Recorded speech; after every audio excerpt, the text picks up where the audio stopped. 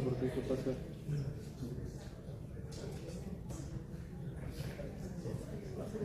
Vamos a lanzar una llamada. Sí, estamos bien, estoy en el trabajo, no te puedo marcar el rato.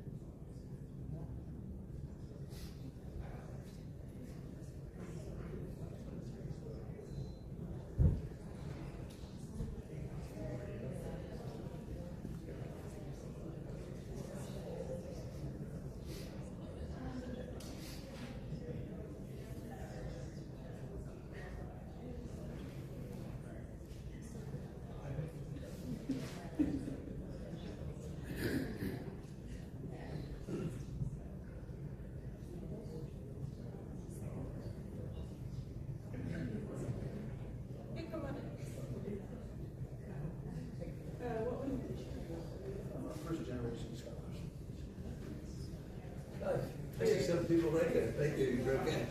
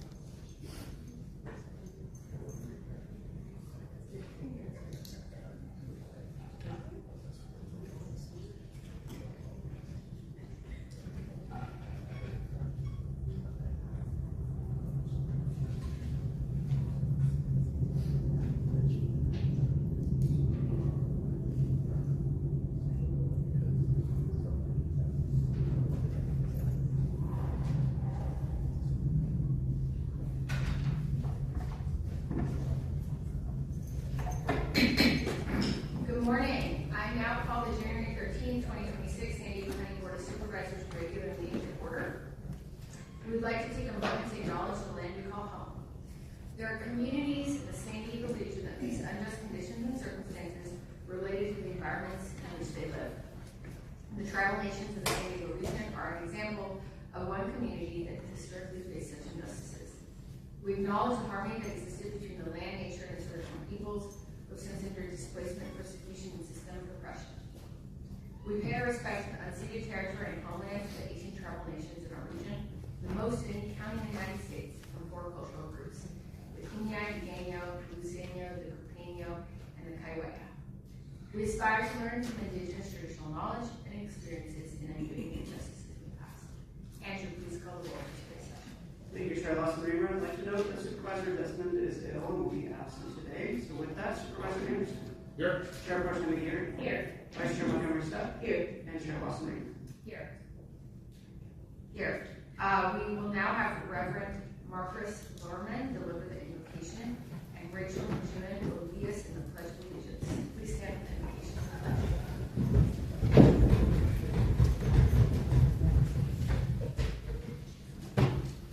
Good morning. In my tradition, in my community, we take a moment of quiet and take a deep breath as we begin our meetings.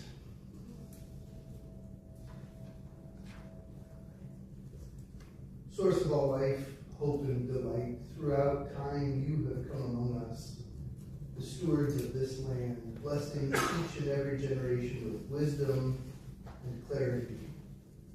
We long for your sustaining and creative presence among us in this deliberative body on behalf of all constituents. Thwart the desires of those who seek to do violence. Stoke the fires of justice in our hearts as we seek what is good for every neighborhood and neighbor. Give us eyes for the poor and ears for all who cry out in need. We ask for the safekeeping of all county employees, for those who keep the peace, to those who repair and maintain infrastructure, for office staff and administrators, for these and all staff members of San Diego County this day, and for those whom we have elected as public servants. Teach us to trust one another and guide our feet into the way of goodness and peace. Amen.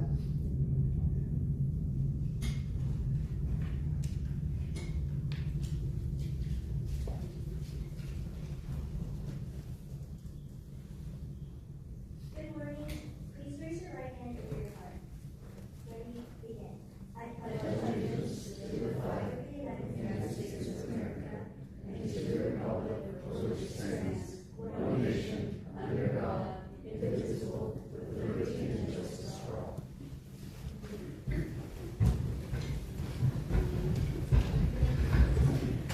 Thank you all very much. We now begin with discussion item number 7, selection of chair, vice chair, and chair pro tem of the 2026 Board of Supervisors. I'll hand it over to Andrew for the board to lead us through this process. Thank you, Chair Lawson-Reamer. The Board of Supervisors, Rules and Procedure Rule 5, dictates the process for selection of the board's officers. The rule specifies that the officers of the board are the chair, vice chair, and chair pro tem. The method of nomination and selection of chair, vice chair, and chair pro tem will be at the discretion of the board. The board may solicit nominations for the chair or a slate of chair, vice chair, and chair pro tem. Any nomination must have a second, and if the person nominated declines the position, the nomination will be withdrawn. Upon successful election of chair, the balance of the meeting, or the nominations for vice chair if no slate of officers was elected, will be conducted by the incoming chair.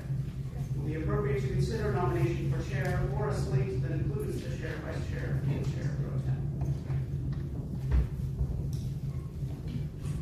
Okay, thank you very much. Just turning to my colleagues, if anyone has any comments or any motions to make on item 7. Supervisor, Chair Pro Tem Parmentier. Thank you, Chair. I just want to start by taking a moment to thank you for your leadership this past year, your steady, clear hand on how you manage the meetings is greatly appreciated and always with a very calm demeanor. That is truly admirable. I want to go ahead and make a motion to keep this nominate a slate and continue to have your leadership this year and Vice Chair's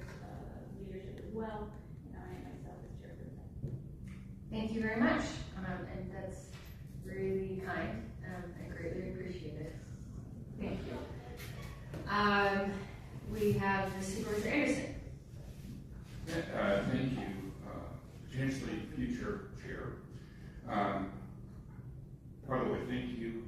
I thought you did a great job this last year, and I really appreciate it. This board had always gone with one-year terms, and then during COVID, we gave Supervisor Fletcher a 2-year term, and Nora, I'd like for us to go back to single year. In Los Angeles, they rotate the chairmanship, and even a Republican last year was the chair. And while I don't have a problem with the performance, I think you've done a great job. I'd like to do a substitute motion with Supervisor Gary as chair, and just switching your position to pro tem. So, but I think that I'm going to be leading this board, you're going to be leading this board. There might be future board members that never get a chance to be chair, and my concern is we have 5 districts, they're all equal, and every district shouldn't be disenfranchised. They all should have an opportunity to have a chairman represent them. And so with that, I'd like to make that substitute motion, but it's not a reflection of the work that we've done, because I think you did a great job last year. I think that we had some of the smoothest meetings we've had in the short 5 years I've been here. But I want to go back to what we did before, so that every district is well represented as chair. Thank you very much. So we have a motion on the floor and a substitute.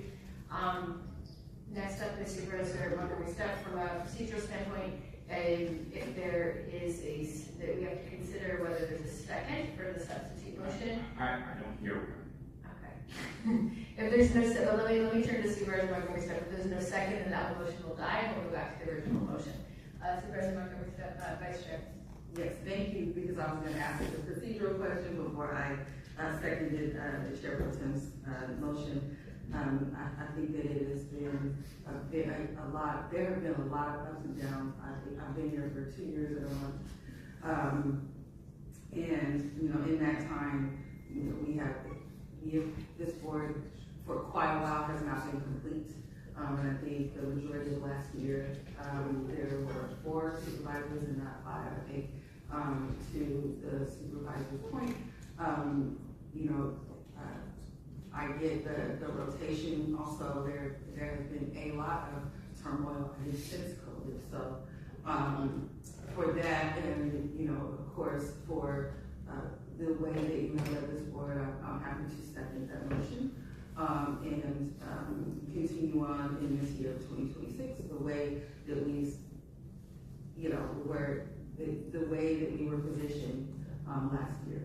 And so thank you for your leadership, and I will again second the motion. Thank you so much. We have a motion on the floor by Chairperson Aguirre, second by Vice Chair Montgomery Stepp. We'll go to public comment, but let me just take a moment to thank my colleagues for your kind words and for your vote of confidence and your support. And if we do move forward with me as chair, my intent and my commitment is to continue to lead these meetings in a way that gives everyone an equal voice, and that really facilitates deliberative shared decision making and deliberative shared discussion, where we have space to think together about the important issues that impact our community. I feel like that is the core job of the chair, and that it's the type of leadership that's about facilitation and creating a space for everyone to speak and everyone's voice to be heard. So thank you very much. We'll now go to public comment. Thank you, Chair Lawson-Reamer. We have 10 requests to speak on this item, 3 in person and 7 requesting to speak by phone. Also note for the record that we received 2 e-comments, one of those was neutral. For any individuals that requested to speak on item 7 by phone, please dial into the conference line using the instructions that were provided to you. We'll begin with the in-person speakers. As your name is called, please come forward and stand in the arrows until it is your turn to speak at the podium. Because there are 10 or more speakers on this item, you will have 1 minute to address the board. We'll ask you to begin by stating your name for the audio record. I'd like to invite forward Pamela, allegedly Audra, and Crystal Irving.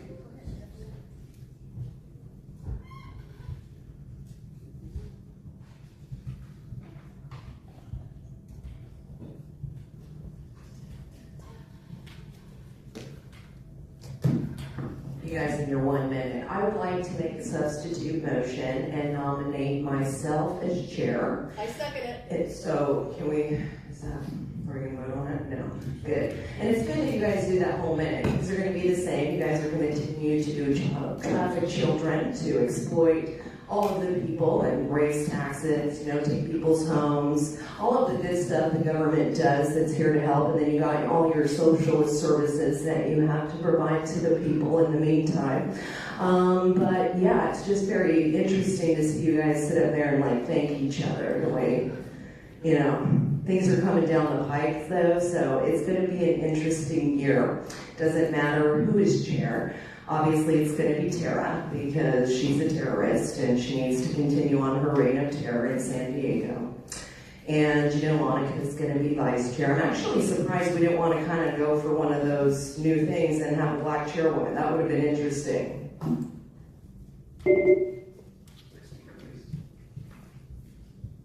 Surprise, all three in the same positions. I'm Pam. I'm not in favor of any of you being in a chair position for many, many reasons, especially because you push this nice agenda of darkness, delusions, deception, and death. You had no expression, no encouragement of a protest against the illegal aliens allegedly killing those 2 children in November, injuring the one's father so severely he's being airlifted for special treatment. You love child sacrifice by abortion. You provide privileged position for boys and men pretending to be females to gain free access into girls' and women's spaces. You promote surgical mutilation and medical castration of minor children to satisfy the fetishes of adults with a nice direct line to Rainey's gender clinic. You endorse schools and adults lying to vulnerable children, keeping secrets from parents. That's shameful.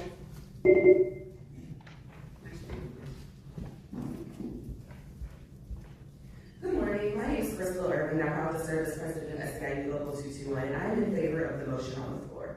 Supervisor Lawson Reamer has led our county with courage through an incredibly challenging time, both here at the county level and through everything that we've seen federally, developing innovative strategies and solutions to meet the moment and think beyond the moment we're in. Supervisor Montgomery Stepp, my supervisor, is known to be a voice for the people, and she's so much more than that. She demonstrates her brilliance in balancing multiple perspectives when developing policy and ensuring that the impact of those policies are actually beneficial to the communities that we get to serve. And Supervisor Colonna here has rolled up her sleeves and hit the ground running, ensuring that the county changed the antiquated reserves policy and has already made so much movement towards the Tijuana River Valley crisis, bridging the gap between science and data and the experiences of the people impacted. I also want to say to Supervisor Anderson that I always appreciate your candor, your perspective, and your dedication to serving your constituents. The county's moving in a positive direction, and I believe we can continue that under this leadership. Thank you. Thank you. We'll now hear from those who requested to speak by phone. When it is your turn to speak, go be unmuted, and you'll hear a recording that will tell you to begin your comments. We will start with our first caller.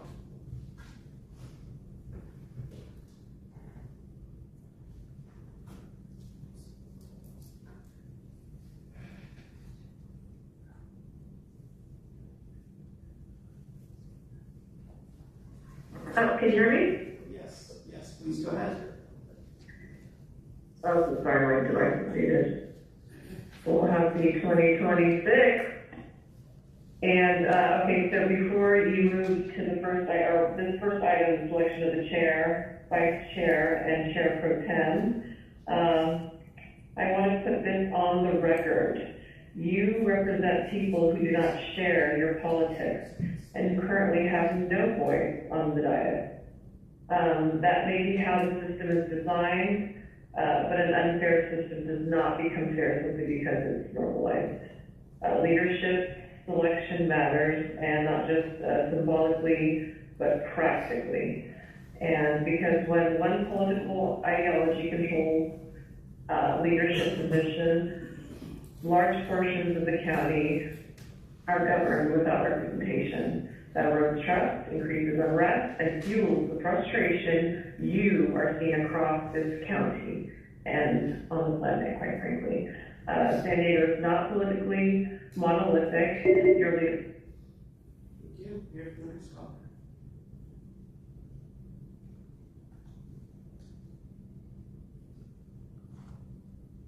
Thank you. Good morning, board. My name is Kathleen Lippett. And on behalf of unincorporated residents who have had their voices marginalized at every juncture and muted at every opportunity, I want to say congratulations to Supervisor Anderson for finding his nonpartisan voice. He is correct that every district should be equally represented. The board once followed a nonpartisan protocol for choosing a board member. They alternated. This is not fair. This is absolutely the most partisan process that you could find. And the unincorporated communities deserve to have their voices and their representatives heard. Thank you for letting me speak. Thank you.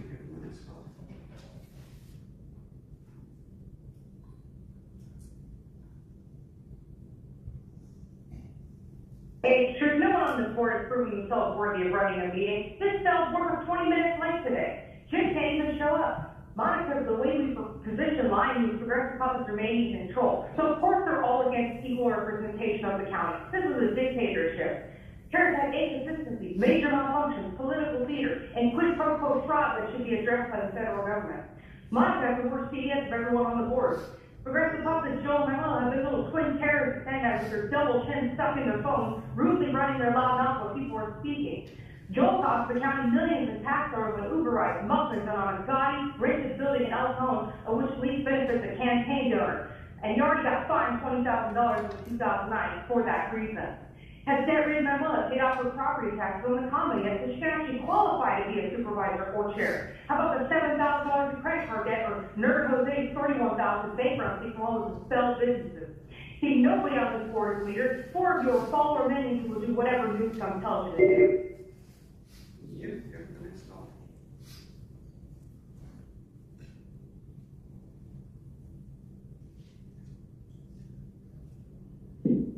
Although we need a true communicator, communication also affects behavior. What we say, how we say it.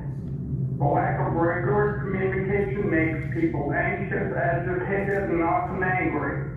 Who, what, why, where, when, and how. These are basic questions people need to know, and don't need to leave people guessing.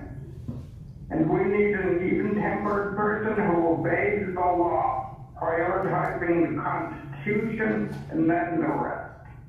And someone who enforces rules evenly, dislikes individuals, not for policy or political reasons. Last year was a total mess. The consent calendar is for routine items, not bearing unpopular ideas, or the public cannot speak fully to it. You need to start on time. So, take a deep breath, just do it.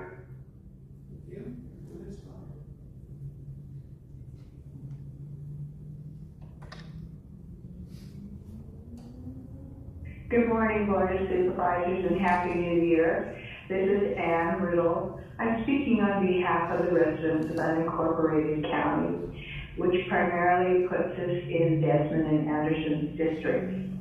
We would have really appreciated this opportunity in picking a chair that would indicate that you were kind, considerate, and willing to be transparent and all-inclusive by rotating the chair position this year.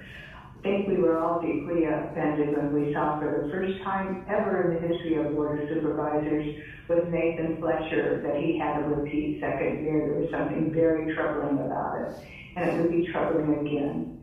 To say that last year was unusual is not to have any history of Board of Supervisors meetings. Every year has troubling situations, and last year was no different. And I think it would have been a golden opportunity for this board to supervise, Thank you. The next call.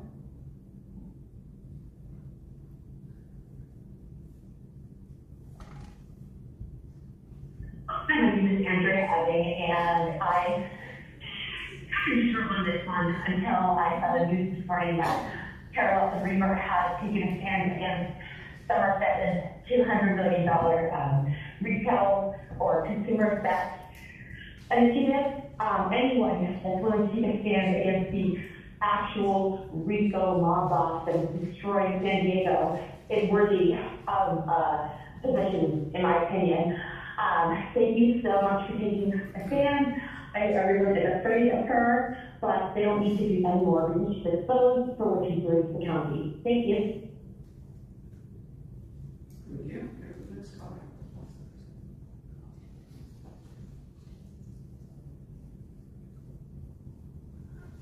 Oh, I'm so here. Hey, this is the first time I ever called you guys. I wonder if you guys could put the meetings on Zoom. The city does the Zoom call thing, and it's easier to get through with everybody. But I think it's probably time, and I'm native San Diego stuff, and blood brother from India. But I wonder if it's time we gotta think outside the box. I think we gotta get a couple of Somali guys to be the board chairmen, because they know how to scam big time. You guys are scamming, and it's coming to, the judge is coming to town, and trust coming to town. There's fraud from the state, county, and the city, big time. It's right under your eyes, just like everybody else. There's a big spike in autism because the county's paying them money. That's the fraud there. And it's just the whole thing's a joke, and a lot of times. But there's still people. Thank you, Chair Lawson. That concludes public comments on this item. Okay, thank you all very much. We have a motion on the floor by Chair Pro Tem Udry, and a second by Vice Chair Montgomery Stepp. There's no further comments from anyone. Clerk, please call the vote. Chair Lawson, that motion passes unanimously. All supervisors who are present voting aye. Thank you all. Thank you again. And let me just take a moment to really appreciate the partnership of Vice Chair Montgomery Stepp, who has been an incredible partner over this last extremely tumultuous year. I think, as a reminder, we spent the first half of the year without a voted-in chair, vice chair, or pro tem. And I think we did an excellent job of navigating those difficult waters. So really appreciate your steady partnership and ability to think long term and not be reactive in difficult environments and always thinking about how to put the community first. And I want to thank Supervisor Anderson, your constant fight for the people of your district and your community, and the ability to reach across party lines and work in a bipartisan way on issues that matter to our entire county. I think that's incredibly important, and I appreciate being able to work in a spirit of bipartisanship, and I hope we can continue to do that on issues where we all can come together, like mental health and behavioral health, and there's, we've worked really well on homelessness and small businesses, so appreciate all that work and really looking forward to continuing that in the coming year. And of course, just so grateful to have our newest and incredibly fierce and visionary colleague who has just joined the board and hit the ground running for 6 months. I know it's drinking out of a fire hose. We have a massive county of $8.3 billion budget, 20,000 employees. We do everything from environmental health and public health to behavioral health to public safety, and it's just a vast portfolio. And you have hit the ground running and are showing up every day with so much energy and so many good new ideas that it's a breath of fresh air, and just really happy to continue working together in this coming year. So again, thank you all so much, and thank you. And we won't clap because we're not supposed to, but I appreciate that. And with that, we will recess until 10 a.m. and we will reconvene to begin the regular agenda for the general legislative session at 10. Thank you.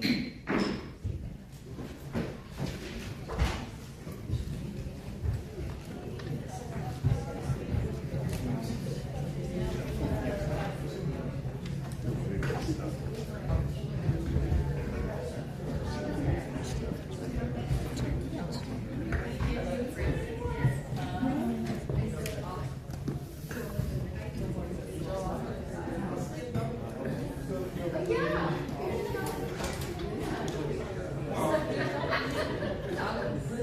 Good. See you all the time. I know.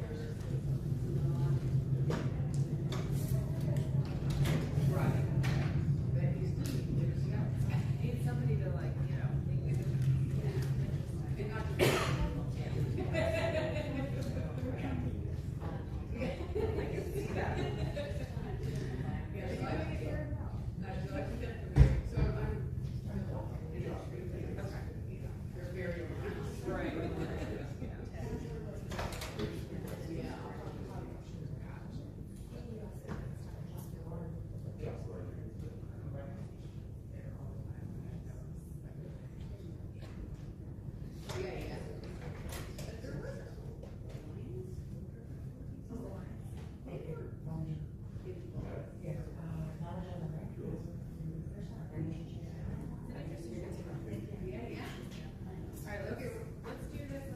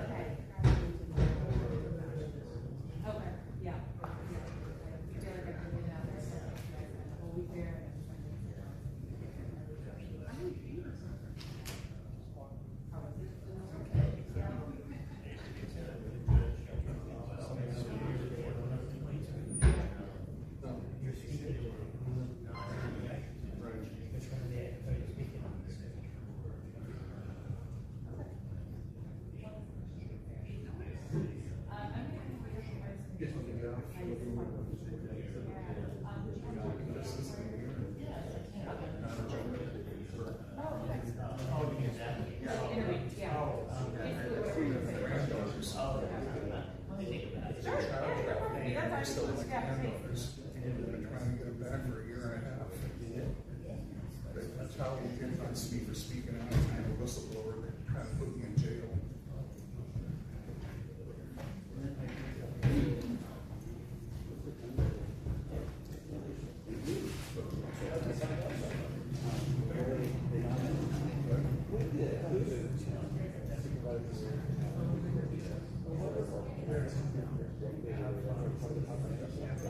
I didn't know that. Oh, nice. Well, thank you. So at 10:30, I have a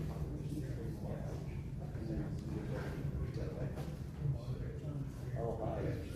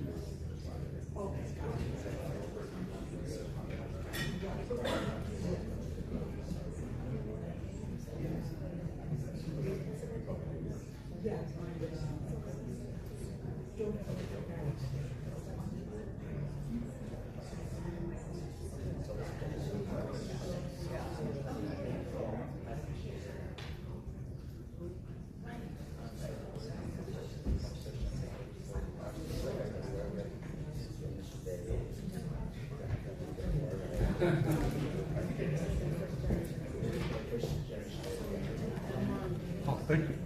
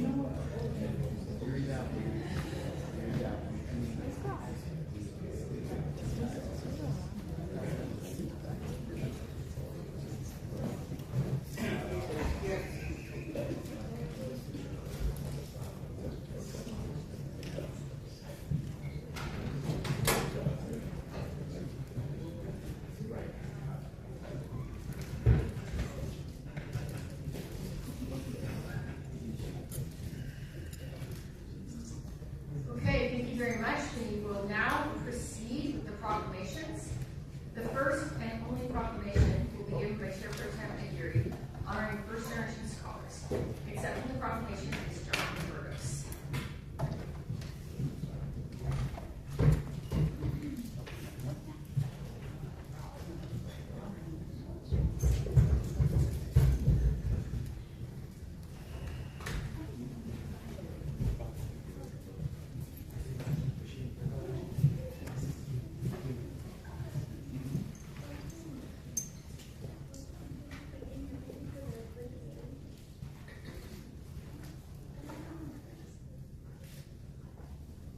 Good morning, everyone. January is National Mentoring Month, and I am honored to present this proclamation to first-gen scholars in recognition of their commitment to mentorship, equity, and student access. Accepting this proclamation today are Jonathan Burgos, founder of First-Gen Scholars, and the remarkable college and high school students who are part of the organization. As a first-generation Latina, college graduate, and I know what it feels like to walk into spaces that were never built for you. To carry the uncertainty and to still find the strength and resilience to keep going. That is why organizations like First-Gen Scholars are so powerful. They don't just open doors, they walk alongside students from underserved and under-resourced communities, helping them believe in what is possible. From hosting scholarship workshops at local coffee shops on the weekends to pairing their alumni with high school students, the work is a living example of mentorship, hope, and collective strength. First-Gen Scholars is an organization that is changing the trajectory of first-generation low-income students by guiding them through the college admissions process with a clear focus on graduating debt-free and achieving long-term economic mobility. And so do I wish that I would have had their guidance. As many as you know, I was born in the United States, but I was raised in Mexico. And I moved back to the U.S. to go to college, and I remember very clearly in 2001, I had no support system. I had really no friends. All I was doing was working, and I had to reach out to a neighbor of mine for guidance and help in filling out the college admission application. Still made it through, obviously, but it would have been so much easier and so much better to have the support of an organization like First-Gen Scholars. Since its founding in 2019 at Southwest High School, First-Gen Scholars has made an impact, supporting more than 1,000 students now attending colleges across the country, with over 80% on track to graduate debt-free. Today, the organization serves 250 high school students throughout San Diego County. Through remarkable growth, First-Gen Scholars has expanded from San Marcos to San Isidro, helped students secure more than $55 million in scholarships, and established 35 student-led First-Gen clubs that build a strong college-going culture in local schools. Today, in observance of National Mentoring Month, the County of San Diego proudly honors First-Gen Scholars for their steadfast dedication to empowering first-generation students and advancing a culture of mentorship that lives generations to come. Now, therefore, be it proclaimed by myself, Chairwoman Tara Lawson-Remer, and all the members of the San Diego County Board of Supervisors, we declare January 13, 2026 to be First-Gen Scholars Day throughout San Diego County, commending First-Gen Scholars for their extraordinary service, leadership, and commitment to our community and nation. Thank you, First-Gen Scholars, for the remarkable impact you have had on our community and for empowering students to thrive, achieve their dreams, and pay it forward. Thank you.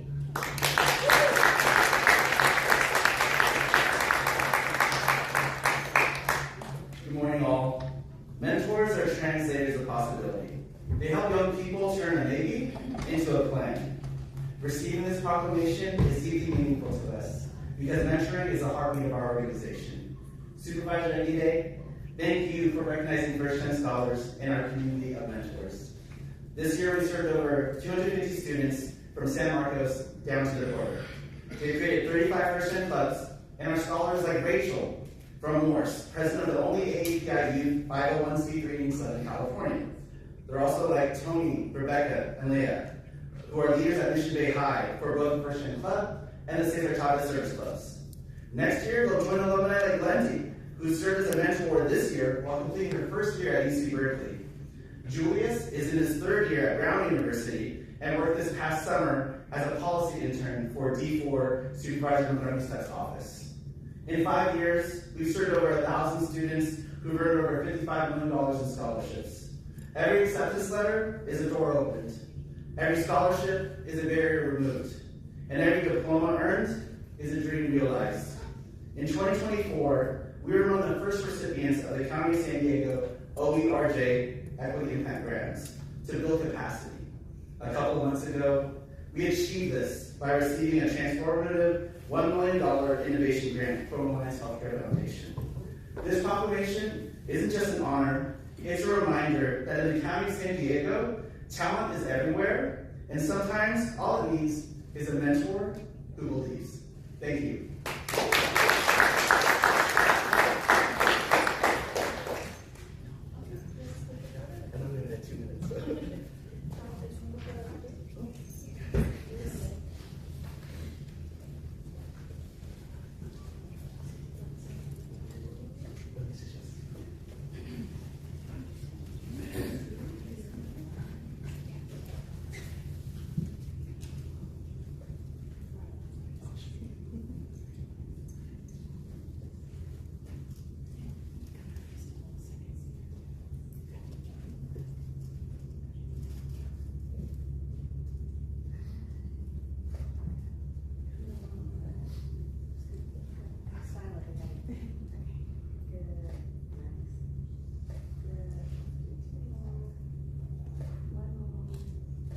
Can we do it with the number 1 for first gen? Is that okay? Sorry.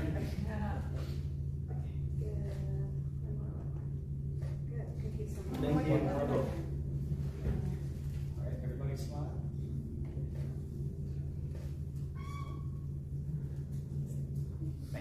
Thank you.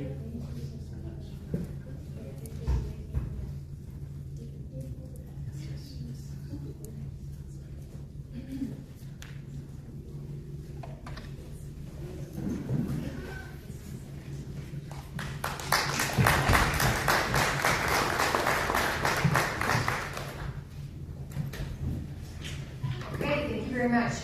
Before we begin the remainder of our meeting, I'll take a moment to address some house rules. Public engagement is the cornerstone of transparent and accountable government, and our Board of Supervisors meetings are one of the primary reasons for all state agents to make their voices heard. Our county is committed to working back to free from unlawful discrimination and harassment, including sexual, racial, religious, age, disability, and any other forms of discrimination and harassment. Under the board's rules, speakers are not allowed to use loud, shouting, threatening, slanderous, profane, or abusive language to any member of the board, staff, or to the general public. Additionally, all remarks and questions must remain on topic during the duration of your speaking time and must be addressed to the board and not to county staff. Any speaker who engages in comments that break these rules will be issued a warning. After one warning, you will be asked to leave the chambers for the remainder of the meeting. Finally, speakers threatening violence will be reported to law enforcement and removed from the meeting. This is a space for community engagement, deliberation, and progress, not for harassment, violence, and hate. We now proceed with non-agenda public comment. This is an opportunity for the public to address the board on subject matters within our jurisdiction, but not on our meeting agenda today. The only action you can take is a referral to the SCADA. Under the board's rules, speakers may speak once per meeting for non-agenda public comment, either today's session or tomorrow's session, but not both. Speakers may select which session to address at your convenience. To facilitate our meeting, for non-agenda public comment, we have 5 speakers in person and 5 speakers by phone at the beginning of the meeting. These first 5 in-person speakers will be randomly selected. The remainder of public communication will be heard at the close of today's session. Additionally, in order to ensure time for completion of today's agenda, for all discussion items with 10 or more speakers, individuals have 1 minute to share their opinion. A reminder, according to Rule 4A, members of the public that are not English speaking and need interpretation assistance receive twice the allotted time for their comments. And a final reminder, according to the board's rules and procedures, audience members shall not listen to laptop or do anything to disrupt the proceedings. If you disrupt the meeting, you will be given 1 warning. After that 1 warning, if you disrupt the meeting again, you will be directed to leave the chamber for the remainder of the meeting. I do please call the speakers. Thank you, Chair Lawson. Remember, page 23, request to speak on matters not listed on the agenda. 7 individuals in person and 16 requesting to speak by phone. For those that requested to speak by phone, please dial in the conference line using the instructions that were provided to you. We'll begin with the in-person speakers. We'll now randomly select the first 5 individuals in person. All the remaining speakers will be heard at the conclusion of today's session. As your name is called, please come forward and stand on the arrows until it is your turn to speak at the podium. You will have 2 minutes to address the board and we'll ask you to begin by stating your name for the audio record. I'd like to invite forward the first 3 individuals: Gary Nolan, Pamela, David Berry. And those 3 individuals will be followed by the final 2 in person, allegedly Audra and Jacques Rodriguez. Call your name, please come forward. Good morning. Supervisor Desmond sends out informational emails, and I got this email, and I thought I should come down and talk to you. Can you please state your name for the record? My name is Gary Nolan, and I live in Carlsbad. So, Jim states that 2 of my colleagues are pursuing multiple new taxes. One of them is to dramatically raise the property transfer tax from 55 cents per 500 to $30.55 per 500. So there were 15,000 homes sold between January and August of 2025. The average price of $900,000. The tax on that at 55 cents is like $990. This new tax would be $55,000. That's a 6% tax on the sale of a home. Homes are already too expensive in this county, and now you're adding more to it. My home would cost me $91,000 to sell it. Now, I don't know if I would pay that or if the person's going to buy it, but I can tell you right now, the sales price of my home would just go up by $100,000. So, it says here that you're looking at hiring a lobbying firm to pressure Sacramento to change the law because you just can't do a tax increase.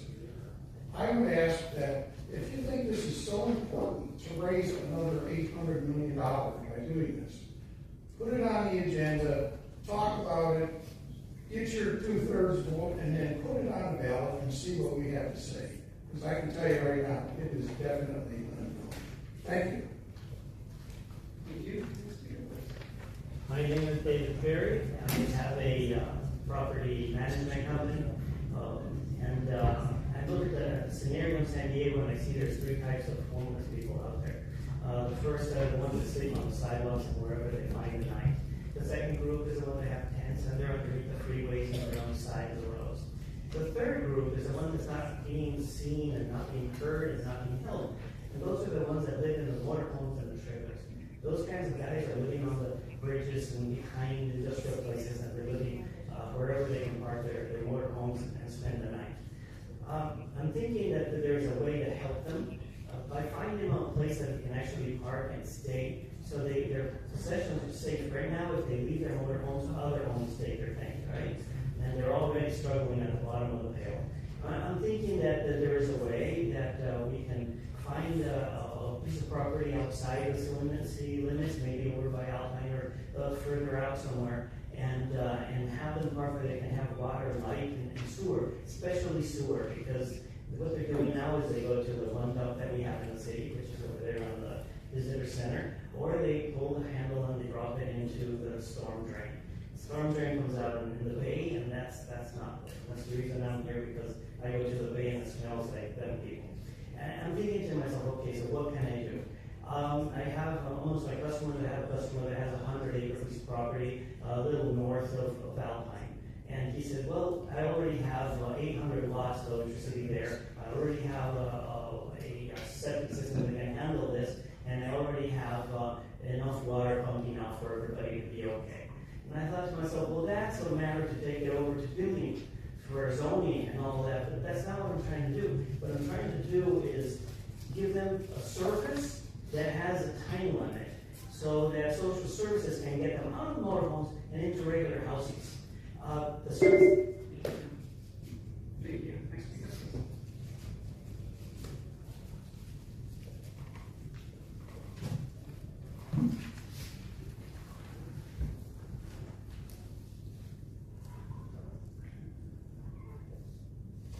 Pam. All right, the next jurisdiction is abortion, especially when you have this terrible sanctuary policy where you encourage those who live outside of the state to come and traffic their preborn child to be sacrificed by abortion. If we honored each baby aborted since 1973 with a moment of silence, we would be silent for a century. In 2025, abortion was the leading cause of death worldwide. 73 million human children were erased through abortion. That's 200,000 every day. Democrats lie by calling abortion health care, but in reality, the girl or the woman is the mother of a dead child. Believing a baby becomes valuable when his or her mom says so is just as absurd as believing a man is a woman just because he says so. Abortion teaches people to use any violent act to get what they want. Abortion is when a baby gets a death penalty for another person's actions. Human life begins at conception, a biological fact. A new, unique human being exists with his or her own DNA. Abortion and child transition surgeries are driven by the same belief. A child's body is disposable when it doesn't align with adult desires. Children are always the victims. Every child has a right to live. Let them live.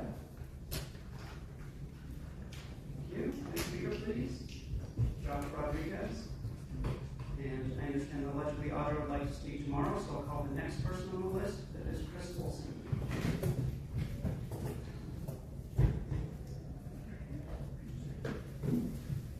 John Rodriguez, father of Saxon Rodriguez, in custody dead July 20th, 2021. It's been about 2 months and I have not had a proper response, I believe, from this board. I've been trying to get my arrest. I've been attempting my citizen's arrest under California PC 837 with certified notices of my intent since November 10th, 2021. Where are my certifieds?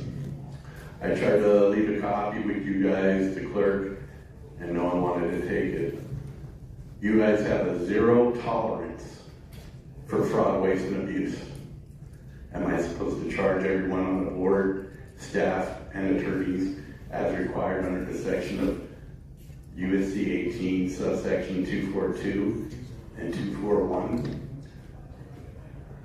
No one has reached out from the Sheriff's Department, and some of you departments, District 3, District 2, and District 5, have never made any arrangements or inquiry other than saying that this is not our area that's supposed to be covered.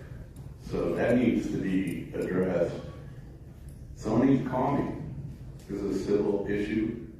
A lot of public officials and law enforcement are in trouble, including the DA, the governor, Rob Anda, former mayor of Chula Vista, Mary Salas, the chief of police, Roxana Kennedy, her entire police department, the entire police department.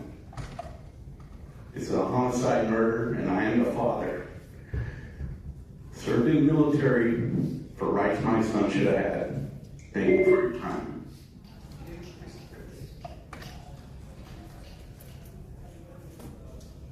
Good morning, Board of Supervisors and Chair Austin Kramer. My name is Chris Olson. I am a board member representing Beautiful TV, a 501c3 nonprofit with 3 pillars: arts, green spaces, and mobility. Under the mobility pillar, we conduct annual mobility traffic counts performed by volunteers. We count people and vehicles, people on bikes, people walking, people on e-scooters, etc.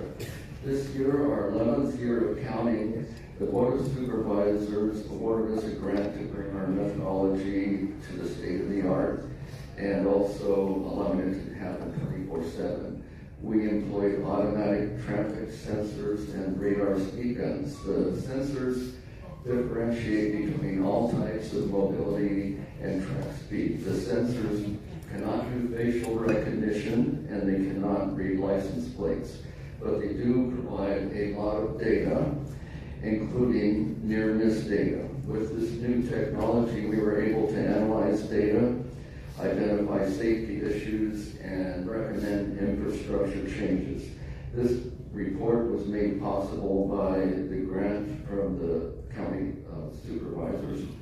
And I am providing you a copy and also a link to online access. You can also find it, the report on our website, beautifulpd.com. We will continue with this methodology in other locations in our community and also measure the impact when improvements are made. We also offer to share this technology with other communities and also share our expertise with other communities in San Diego County. Thank you very much. Thank you.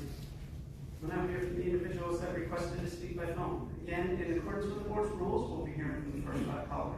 The remaining callers will be heard at the conclusion of today's session. When it is your turn to speak, you'll be unmuted and you'll hear a recording that will tell you to begin your comments. We'll start with our first caller.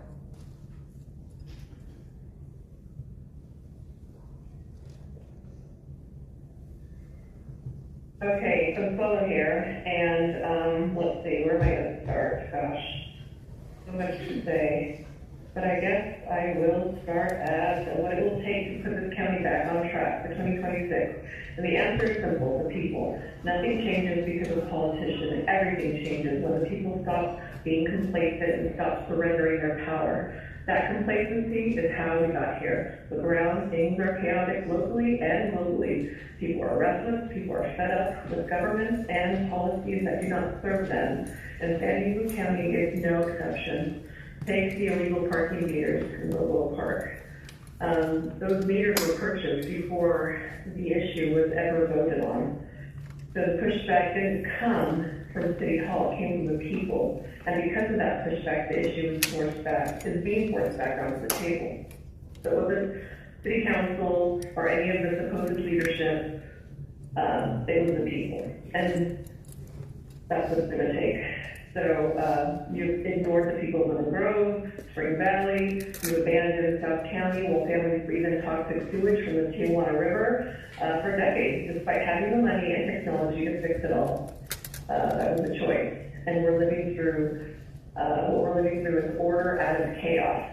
The next few years are meant to be unstable, so the people will be begging for order on someone else's terms, unfortunately, but there is still time. And people are waking up to the corruption, collusion, fraud, abuse, all of it. Okay, let me fast forward to, for anyone who has been paying close attention to how Chair LaFerrera operates, this move is entirely predictable what she's doing this summer. This is what happens when power structures feel exposed, alliances shift, distancing begins, and people start positioning themselves for survival. I would caution the public against mistaking this courage for accountability. This isn't about truth. It's about optics, kindness, and control.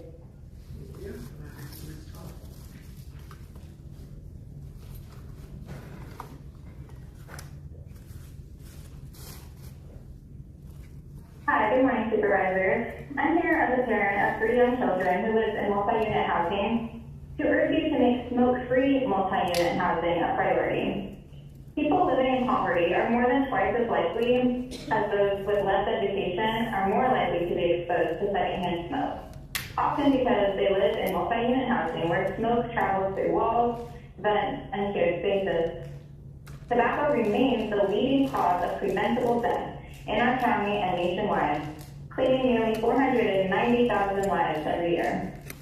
While we've made progress, secondhand smoke continues to harm people who did not choose to be exposed, especially children, seniors, and renters with no ability to control their indoor air. At the same time, we are seeing a troubling rise in vaping and cannabis use among young people. Nicotine and cannabis are increasingly consumed indoors through vaping, making smoke-free housing protection even more urgent. As a parent, I'm deeply concerned about what our children are breathing in their own homes. Smoke-free multi-unit housing is a proven equitable policy. It protects health, reduces fire risk, lowers healthcare costs, and helps close health disparities without penalizing anyone. I encourage you to use your leadership to protect vulnerable communities, support families, and stand up to the industries that profit from addiction. Parents, educators, and like myself are ready to support strong smoke-free housing and clean air policies. Thank you. Thank you. Next call.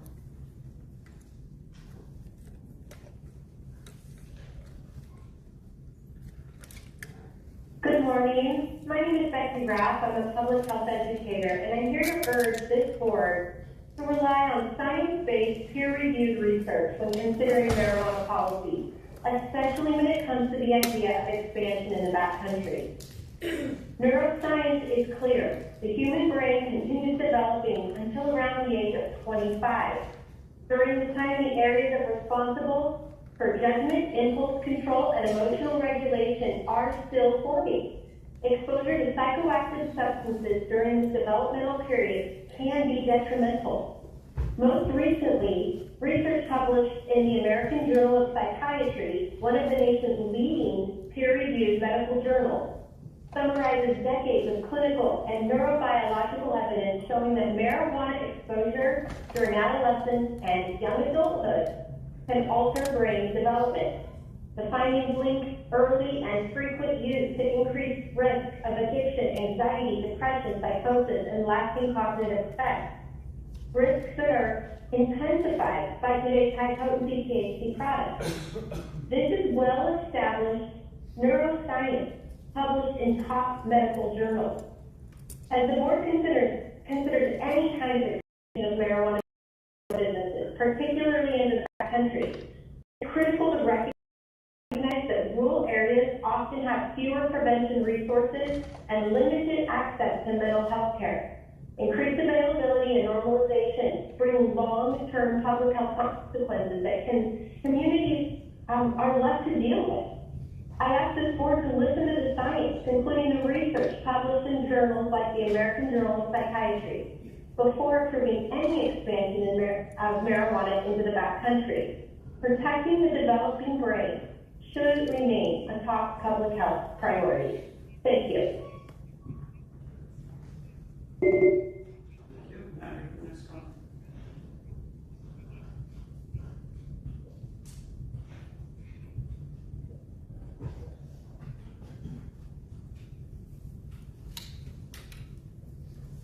Next call is Andrew Lawson. Your device might be muted. Excuse me, I'm sorry. Andrew Lawson, Canada, Assembly District. Let's talk about democracy for a second, okay? Paloma, the board, the planning group in Spring Valley has already recommended two new board members to you guys. Montgomery Step was able to take our recommendation, but for some reason you decided you weren't going to listen to the people in Spring Valley, and you weren't going to approve the two recommended members to our planning group. That's ridiculous. I bet I never hear you use the word democracy in a statement ever again. Now, next, let's remind the public that it's illegal to park your car in the middle of a roadway and then impede and obstruct a law enforcement investigation. Bad things can happen. We can see that, right? Stand down. Stop doing this bullshit. Goodbye. Thank you. Final call.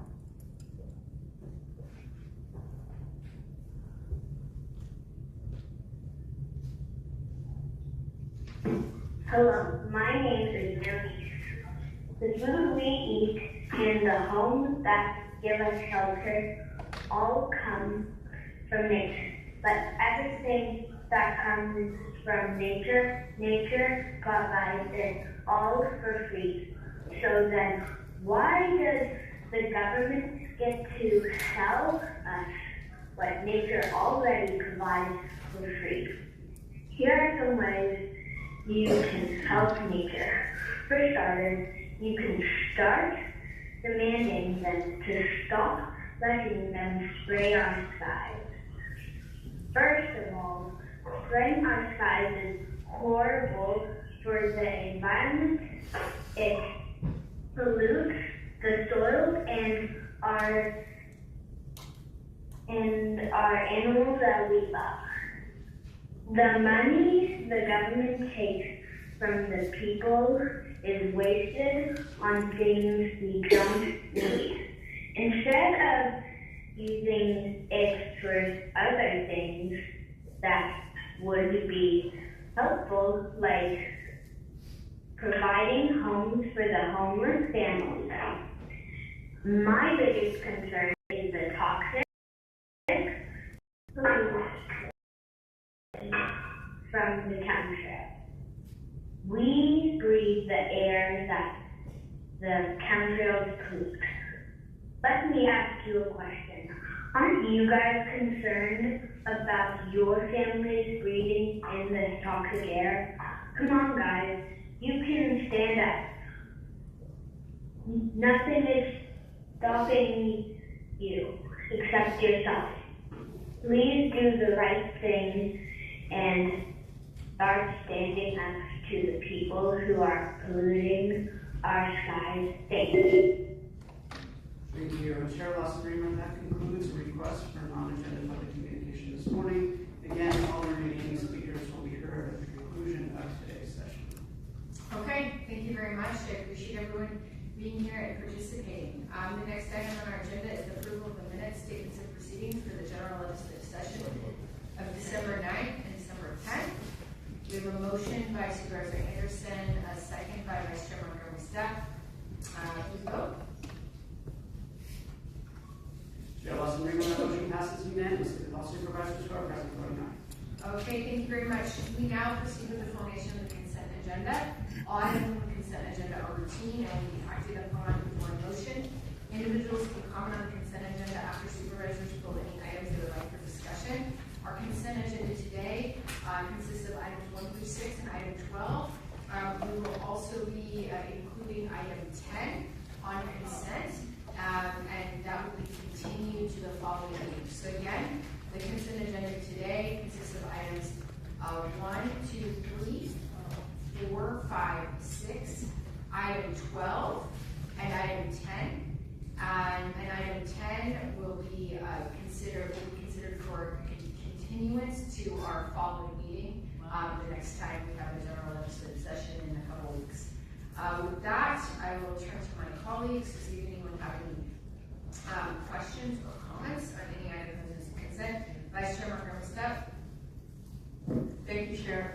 For clarification, so item 10 is we are moving to consent as far as continuing with the item. Okay, so any comments on regarding the continuance only, not regarding the substance of the item, will be heard as part of the consent comments right now by either yourself or by the public. Okay, so the continuance then is fine, not to the substance of the matter. Correct. Okay. All right. Thank you so much for that. I want to. I have comments on item number 4, and this is the appointment of town council and approval of employment agreement. I just want to say that after national search, I'm very grateful that we are bringing this forward today to select Dana Brown to lead the county council's office. Mr. Brown most recently served as Special Assistant Attorney General in the Office of California Attorney General Rob Bonta, where he is a senior legal and policy advisor on public safety, civil rights, consumer protection, immigration, education, and voter rights, or voting rights. He brings more than 2 decades of legal experience in both public service and private sector practice, and embodies the county's principles of transparency, experience, and integrity. Mr. Brown, his experience underscores his readiness to serve our constituents. Provided this passes today, I'm pleased to welcome him, and I also want to sincerely thank Mr. Smith for your continued service to the county, particularly for stepping in as interim county council during this time. So thank you so much. With that, I will move the consent agenda. Thank you. Okay, thank you very much, Supervisor Gary. Thank you, Madam Chair. I just have a quick comment on item number 4 as well. I'm happy to second after. I think everything that the Vice Chair has mentioned, but I also want to say that at a time when families are feeling fear and frustration about safety, services, and fairness, legal leadership that centers equity and the advancement of justice matters now more than ever. Mr. Brown brings to this role a deep background in public service, a track record of tackling complex legal challenges, and experience in investigations and legal strategy at the highest levels of government in the state. So I'm confident that his background, expertise, and passion are exactly what we need to support the good work of this board and to uphold the trust of the people. Thank you, Supervisor Anderson. Madam Chair, I want to thank you for postponing item 10, so that Supervisor doesn't can speak to it. I have nothing to add or change other than thank you. Okay, thank you very much. I have a couple comments and an amendment to one item, so it would be a friendly amendment to the motion made by the Vice Chair. So let me first make my comments and then I'll make my amendment. So just regarding item 2, this is really directed to our operations team in general, including the sheriff's team, but also our CO's team. I do think it's really important that moving forward, we have some more transparency with the public ahead of time regarding these kinds of capital investments.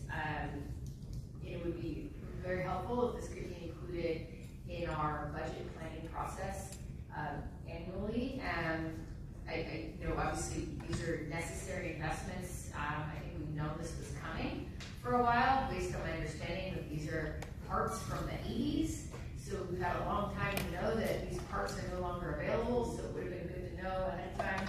I'll be supporting this today, but I think we need a clear timeline for us to better understand how this bridged investment intersects with the longer-term road plan regarding the replacement of this facility. That's just on item 2. That was really for our internal team, my comments for our internal team. Regarding item 4, I just want to say I'm incredibly excited to be able to welcome a new county council who comes with just a wealth of experience that's cross-cutting and is going to be able to help our county elevate our work at the county council's office and continue to advance an agenda of fighting for working families across San Diego County, fighting to protect the residents of San Diego County, and doing everything possible to put people first in our community. I think he brings a wealth of experience, and I very much want to thank and just express my gratitude to David Smith for stepping in for the second time in my 5 years on this board. So you are just an incredible asset to the county, an incredible team player, a steady hand in a tumultuous set of moments, always stepping up, always doing what's needed and delivering incredibly high quality, high caliber work. I'm very grateful you'll be staying to help our new county council get oriented and transition into the job and make sure that we continue to have the highest quality of leadership and legal services in our county council. So thank you so much, David. I really appreciate you. So those are my remarks, and then just like a very minor amendment to item 1. Just trying to clarify that as we move forward, we certainly have to take this money, but just asking to ensure that the CAO comes back to the board if any of the terms and conditions change. Regarding the conditions attached to the money, I think we have the language for that amendment. And again, nothing substantive, it's very procedural, just asking the CAO.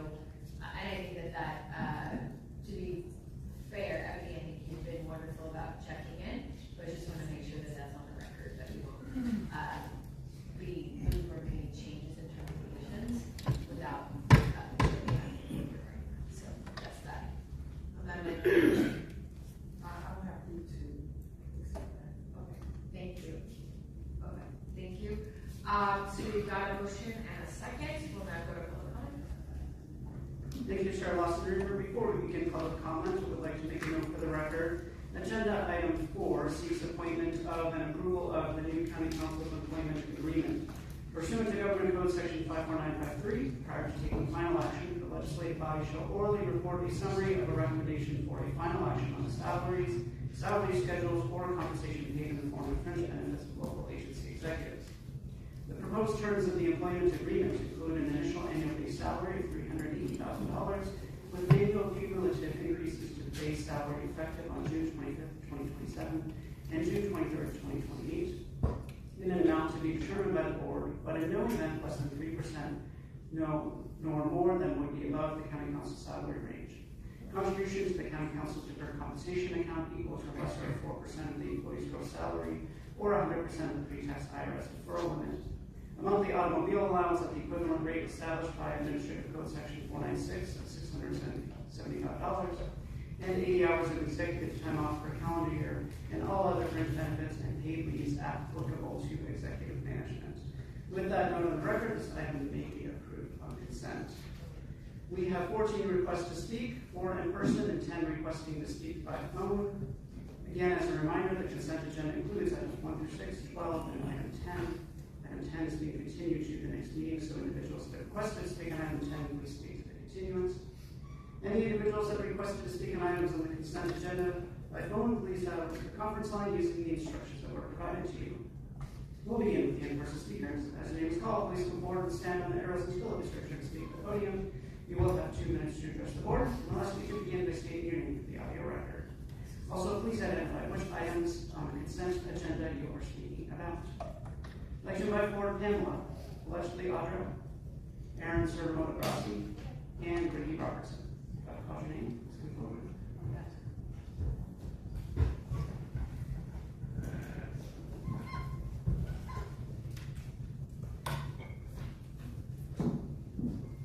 Number 1, so you'll be happy to take the money, huh, Tara? When this county has and continues to experience a catastrophic event due to the continued presence of thousands of illegal immigrants residing in this county, with the sense of entitlement extended by the Biden administration and members of this board. You are complicit in the cause of this catastrophe. Hypocritically, this board actually wants money to pretend to protect American citizens and legal residents against terrorism and other catastrophic events.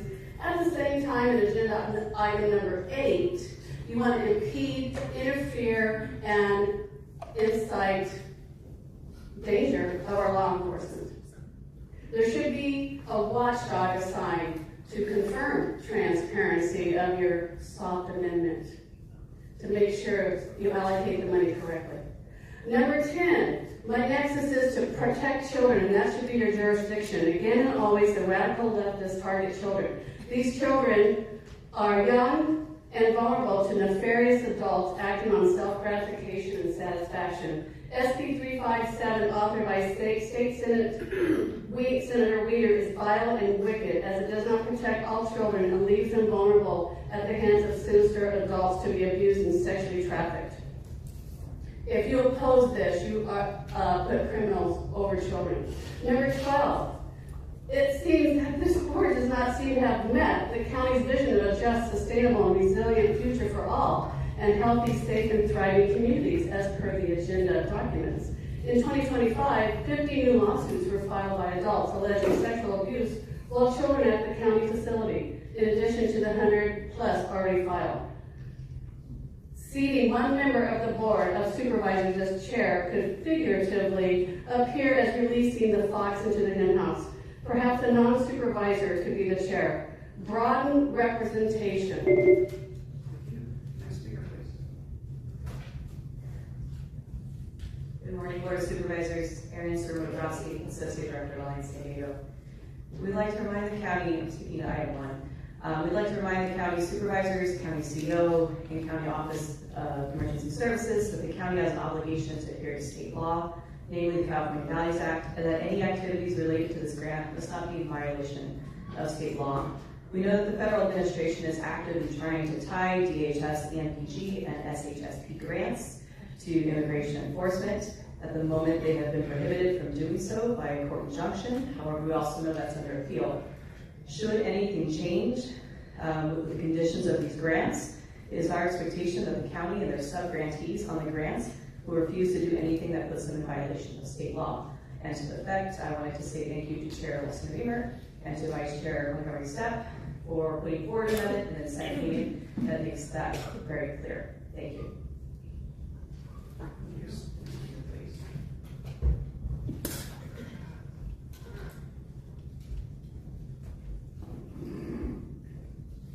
My name is Ricky Robinson.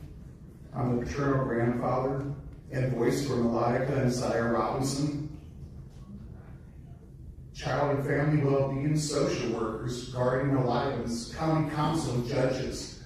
Every one of you played a role in what was done to my family. You lie, perjure records, and fix cases. You trafficked children under color of authority. You targeted me with retaliatory restraining orders, an inhumane, barbaric act that cut my granddaughters out of my life. You weaponized my RFA. It's time. Number 12. We're on consent, so just. I was on 12, agenda 12. Sorry. Regarding the board, child and family well-being. Okay, go ahead, thank you. Go ahead. Okay, you weaponized my RFA approval, turning a safeguard for children into a tool of retaliation. My granddaughters would never see their great-grandmother again. She died while they were kept away, crying to come home. In San Diego, families are punished, children are taken, and reunification is ignored. San Diego Child Welfare has inflicted more harm on 2 little girls in a year and a half than most children endure in a lifetime. Norma Oliveras is the most dangerous caregiver San Diego Child Welfare has ever protected. That's about all I have to say. I know next month you're trying to arrest me and put me in jail for being a whistleblower. We just want my granddaughters home. They don't deserve this. They have family. They don't need to be adopted out. Never in America, a documentary that came out. Board of Supervisors is in it at the 1 hour and 41 minute mark. It's on X. It's got about 1.5 million views already. Hello, Elizabeth. You know that case, Elizabeth.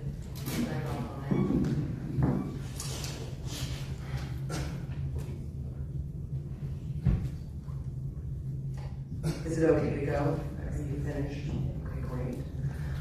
Yes, so it's interesting to see what you guys do to families and the fact that you think that being on a board that would be, helping facilitate more trafficking, that you're equipped to be able to do that. You are when you're trafficking children, and that's what you do. But when you profess that you're here to protect children, and you have time and time and time and time again heard the many stories of the families that you're ripping apart and the children that HHS is tormenting.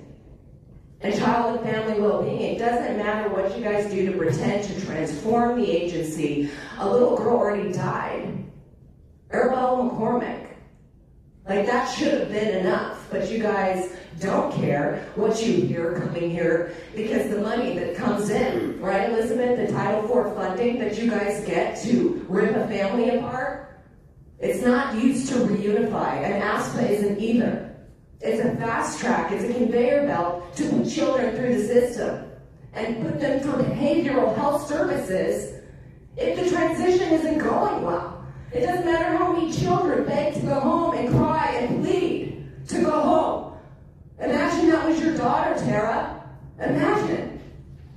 You would do anything to make sure that she wasn't going through that, but yet you are complicit in doing that to families here in San Diego. And you know it, Elizabeth. You know the Robinson case.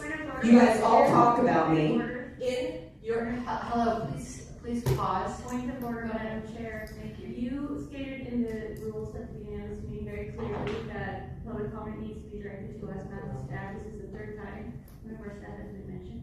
I can mention them.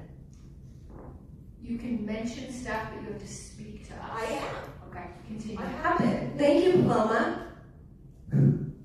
It's interesting when you were, talking to me before you became a member of this. I love when you guys do public comment. You're full of shit. And it shows. You're a cartel member. It's so fantastic. Anyway, and whatever this, I know, right? Yeah, exactly. I know. You're so nefarious, Jezebel. Satanist. Now, Oh, I know. I love your little heart. You even get miserable when you go after the money.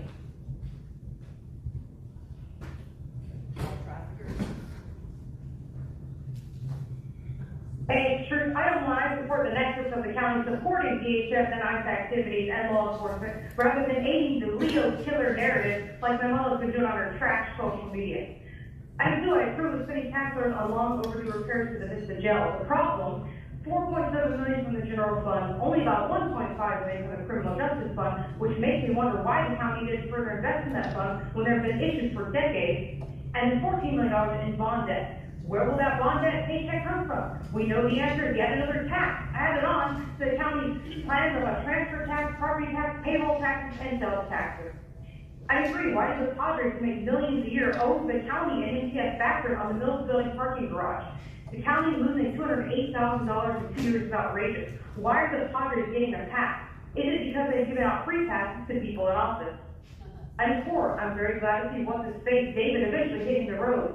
That being said, Damon Brown is but a minion VIE pick from Bonehead Bonta, who Tara undoubtedly single-handedly decided was a fake political pick. He ran unopposed for city attorney in Compton. In 2021, he also quit on the city of Compton.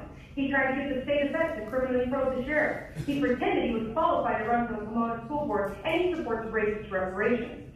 No, Damon does not deserve $380,000 a year plus benefits. He deserves prison for colluding with criminals both at the state as well as the city level. And does he still live outside of jurisdiction at 728 Galveston Street?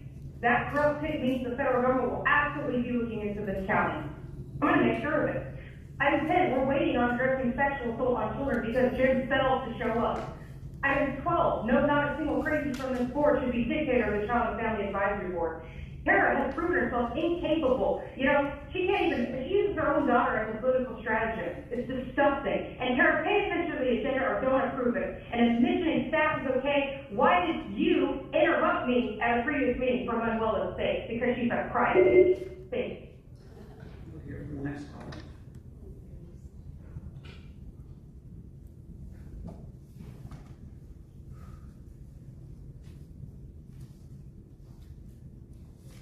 All of those, number 12, certain supervisors were so eager to have this enacted that they included it on consent as if it were a routine matter. An ordinance is not a routine matter and should not be in consent listed with a bunch of items sure to pass.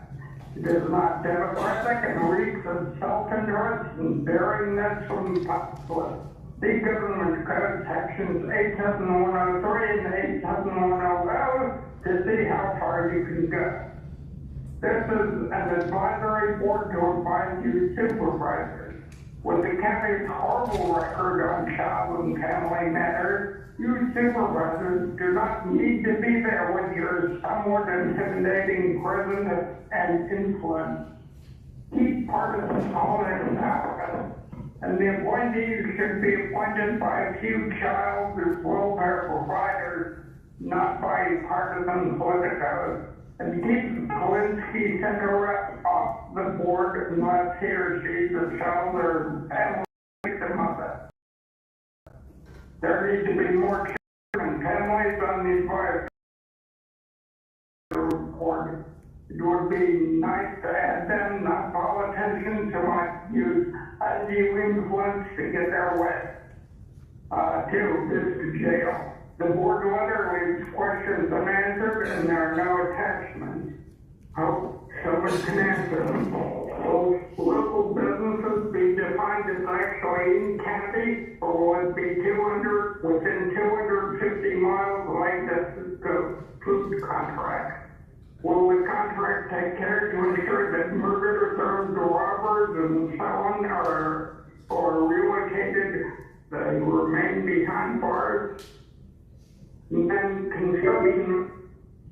Thank you. We'll hear from the next caller.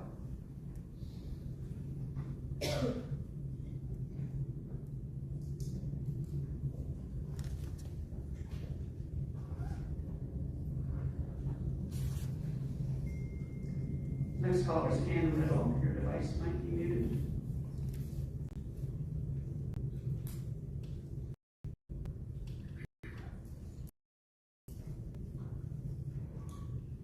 Welcome back, Ann.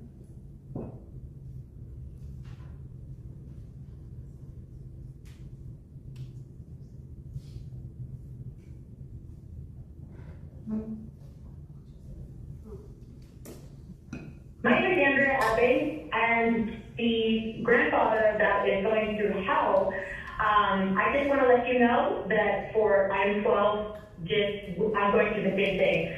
My children have been trafficked out of San Diego. That's not an overstatement of what happened. My children were driven across the country on a permanently suspended license after my felony strangler tried to kill me on video with blood everywhere.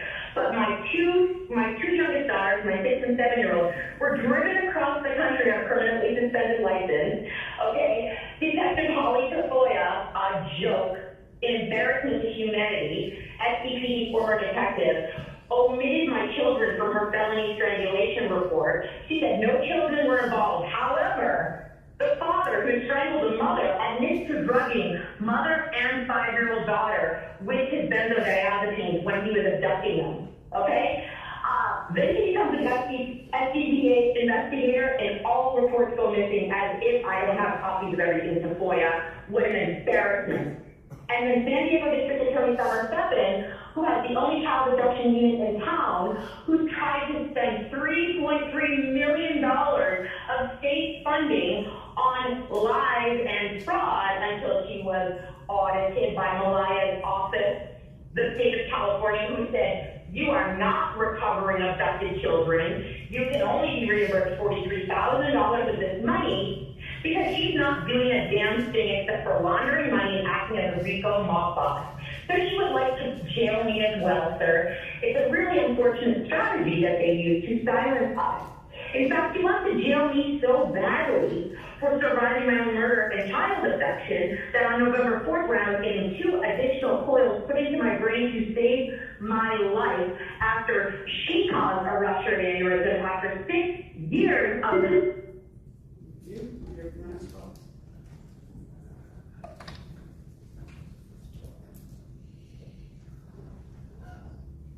Oh, Juan Soto here, and I'll do that too. Hey, in the famous words of one of your great Democratic representatives, Maxine Waters, if you should come upon those Somali pirates in the neighborhood of San Diego, you cut them in line. You go to the Subway store and get a foot-long sandwich and you throw it at them. You won't get prosecuted. But we gotta get those guys in on the scam, man. We're gonna do some Somali pizza joints. Like those government grants from the #1 thing. Trump's gonna come, man. The Trump's coming, and it's gonna be like, here come the judge, here come the judge. And then we're gonna go up against the wall. You know the words. Anyway, I say you gotta rise up. You don't leave, stand up and walk away. Please pause the speaker's time. Just a reminder, we need to be speaking to specific items that we are considering today. Please clarify what your comments are addressed towards. Item number 1. And please explain how your comments are related to item number 1.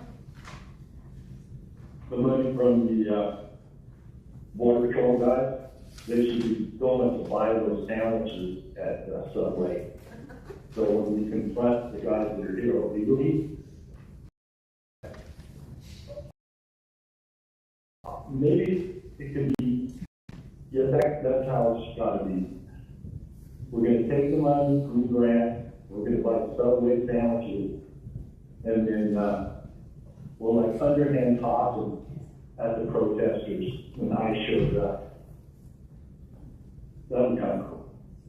Well spent. Thank you. Thank you. The next call.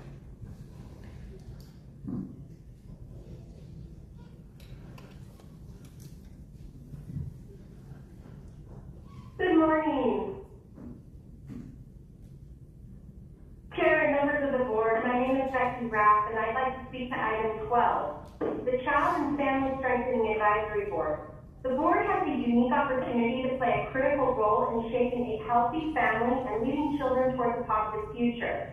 But If they are to do this, they must prioritize drug awareness and drug prevention. Public child welfare data consistently shows that well over half of foster care cases involve prenatal or parental substance misuse, often combined with neglect, instability, or exposure to unsafe environments. These are children who have experienced trauma long before they ever enter into the system. When addiction affects a household, children face higher risks of abuse, neglect, housing insecurity, educational disruption, and long-term health consequences. Many of the youth involved in both the child welfare and juvenile justice systems share the same root cause: parental drug dependency that went unaddressed too long. Prevention matters. The Child and Family Strengthening Advisory Board plays an important role in strengthening these families, so we must be serious when it comes to preventing addiction, reducing exposure, and supporting recovery. I urge this board to direct and empower a robust drug prevention and awareness program as a core public health and child welfare strategy. Protecting children means addressing the conditions that place them at risk in the first place. Thank you.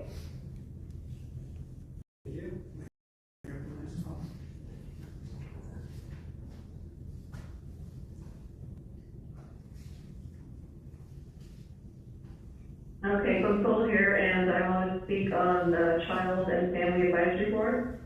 Okay, so this board has a long history of dysfunction, mismanagement, and ignoring the people it claims to serve.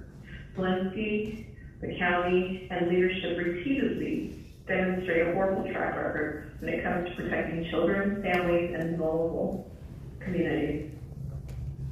Okay, so a little bit of truth. This county has no real intention of fixing anything unless the people make it happen. People keep waiting on saviors, Trump, Kamala, or whichever politician is next, to swoop in and save the day. That is exactly how they want it. Because as long as people believe in someone else to fix things, they surrender their power. And that surrender is why things stay broken. Real change never comes from elected officials. It never has. It always comes from the people, paying attention, organizing, speaking up, refusing to comply with policies that harm them or their communities, and holding the system accountable. Look around. The problems don't get fixed because of good intentions. They get fixed because pressure is applied, accountability is demanded, and power is reclaimed by the people themselves. This board, this advisory committee, this county bureaucracy, it will never act unless forced. And people need to wake up. Your children, your neighborhoods, and your families cannot wait for another politician to care. So stop waiting for permission, stop waiting for a savior. The people are the solution. The people are the accountability. That is how San Diego County will be put back on track. And that is how families will finally be protected. Thank you.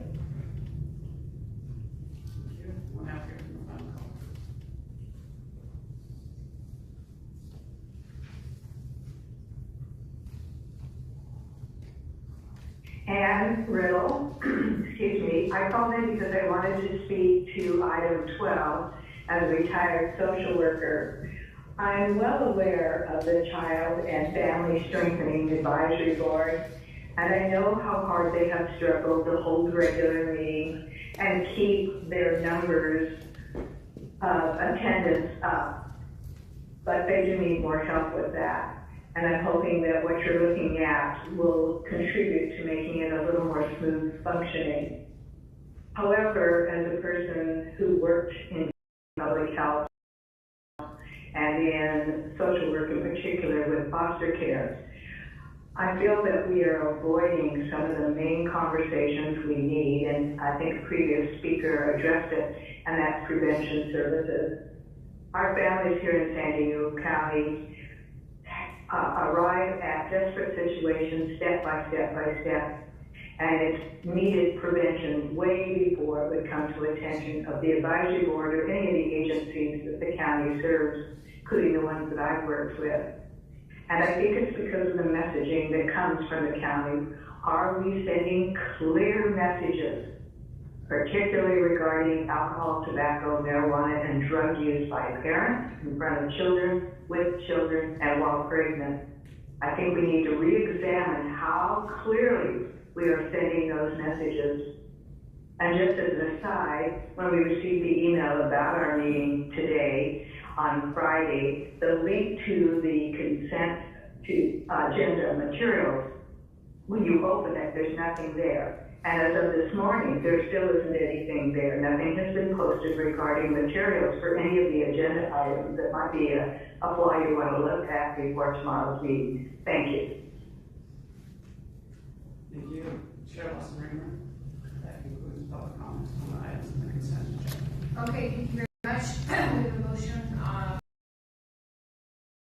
from Vice Chair Montgomery Staff and a second from Chair Pro Tem Paloma Curie. Please take a vote. Chair Lawson-Raymer, that motion passes unanimously with all supervisors being present who are present voting aye. Okay, thank you very much. Now move on to discussion number 8. Adopt an ordinance adding article LXD to the City of County Code of Administrative Ordinances related to law enforcement access to county facilities. We will begin with public comment. Thank you, Chair Lawson-Raymer.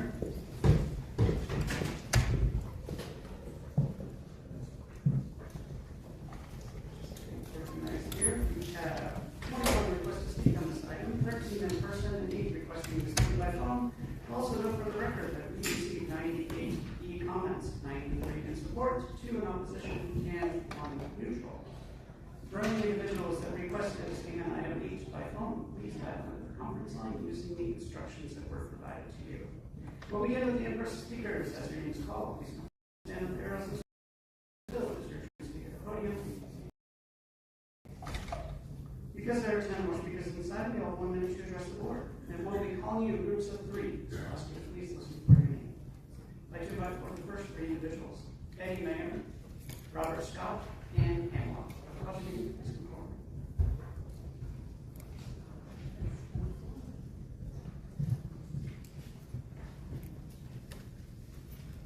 Again, please state your name for the audio record.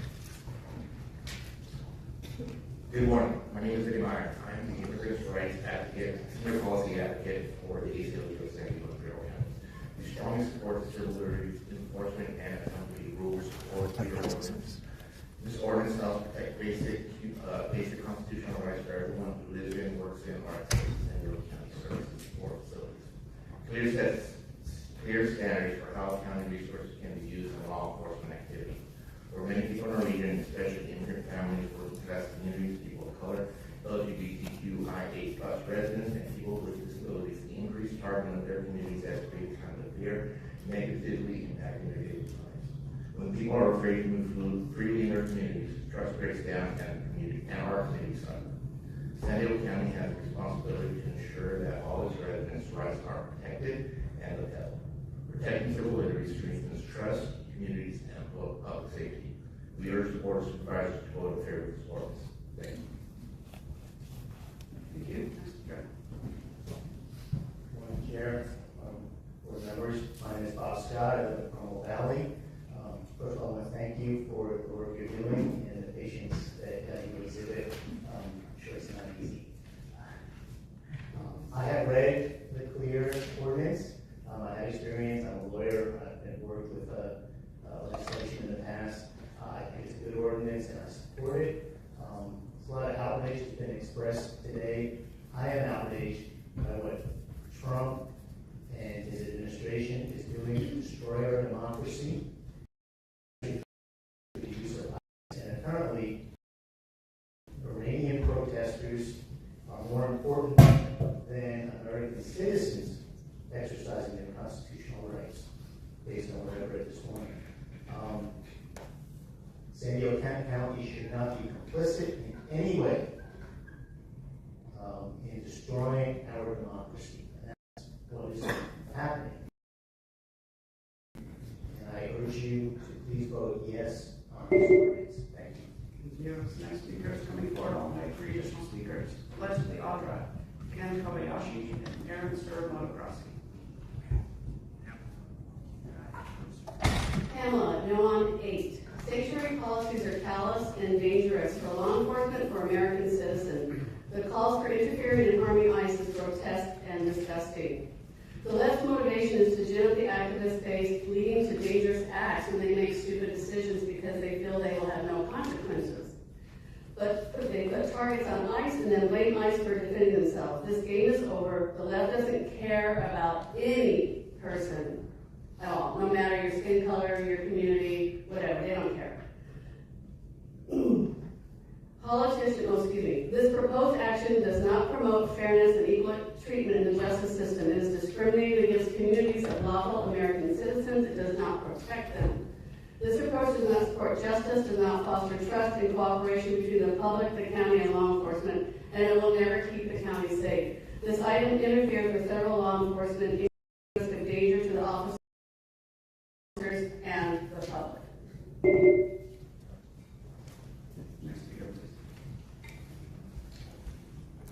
Thank you. My name is Ken Kobayashi. I'm the second gentleman. My parents moved here after World War II and built a happy, successful life in some rural suburb of Chicago. The current administration's policies with regards to immigrants is a direct parallel with the events in World War II with the forced relocation of Japanese American citizens of the United States. At that time, we had the at least the cloak of wartime hysteria. Today, we are at peace ostensibly and have no such pretext, only the stink of cruelty and corruption. I urge this council to show the world and the community that San Diego has learned the lesson that bigoted and racist policies were wrong then and they are wrong now. Show resistance to the current administration's activities and vote for this ordinance. Thank you.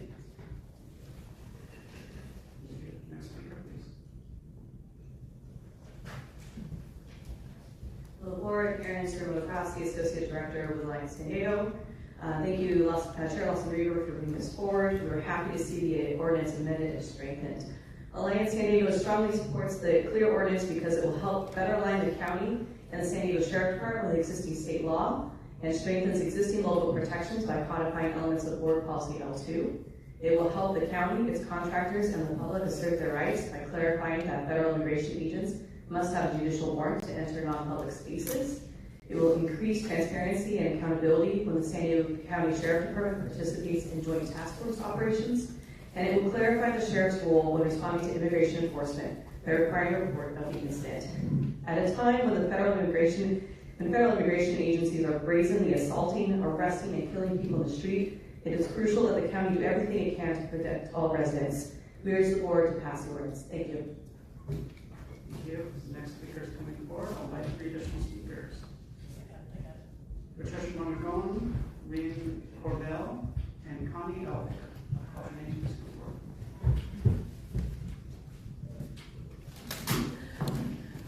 Oh my gosh, it's like a comedy show. It's so interesting that nobody cared when the little 5-year-old was raped in Linda Vista or when, all of these other people were murdered by people they came across. And we better make sure that ICE IDs themselves, right? But if you breach our border, it doesn't matter who you are, it's okay.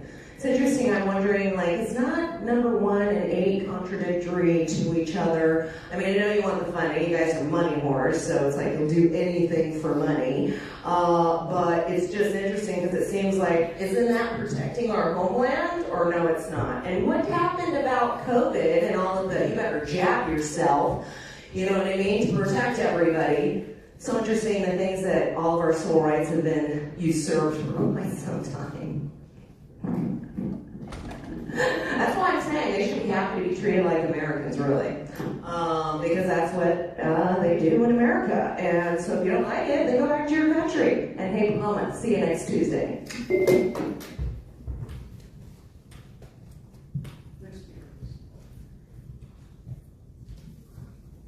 Good morning. My name is Reen Corbet. I live in Lakeside.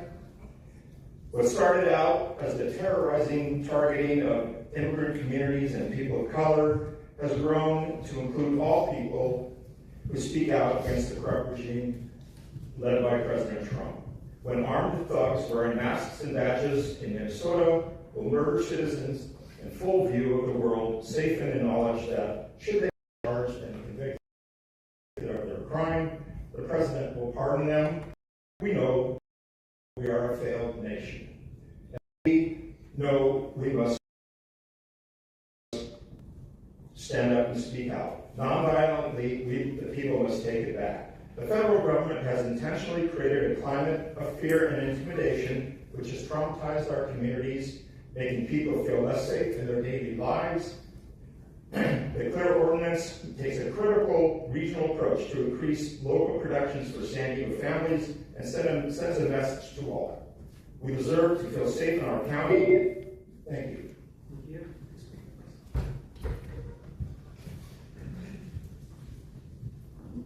Good morning, Patricia Bogarawan, Regional Policy Manager for Alliance San Diego. Alliance San Diego convenes the San Diego Immigrant Rights Consortium. In December of 2024, this board took an important step by passing Policy L2, limiting the use of county resources for immigration enforcement without a judicial warrant. That was a strong start. The Clear Ordinance builds on that commitment by strengthening protections and expanding safeguards for residents across San Diego County. For nearly a year now, our communities have lived under cruel and lawless federal enforcement. During this time, more than 30 people have died in detention. Others have been injured or killed due to excessive force. All this is happening without any accountability, oversight, or meaningful checks on a piece of power. Our communities have responded not with fear, but with courage, patrolling neighborhoods, sharing Know Your Rights, and advocating for policies. We ask all supervisors to have courage today and vote yes. Choose courage. So next speaker is coming forward, all by three additional speakers. Lori Lipson, Danielle Accord, and Ian Cruz Accord. Hi, my name is Connie Elder, and I'm a resident of District 4. Excuse me. As elected leaders, one of your most fundamental responsibilities is to provide a safe, secure environment free of oppression to all people. I support the components of the Clear Ordinance, including requiring a warrant for immigration officials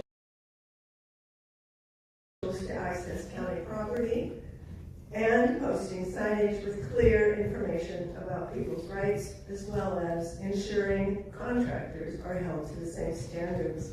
Please vote in favor of adopting this ordinance. Thank you so much.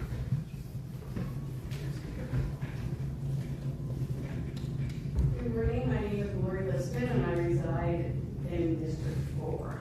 We are under attack by the federal government and this is not abstract. It is happening here right now. I expect you to support this ordinance because you are our defense. You represent our collective voices and those voices are saying enough. Please help protect some of our most vulnerable communities because when you protect them, you protect all of us.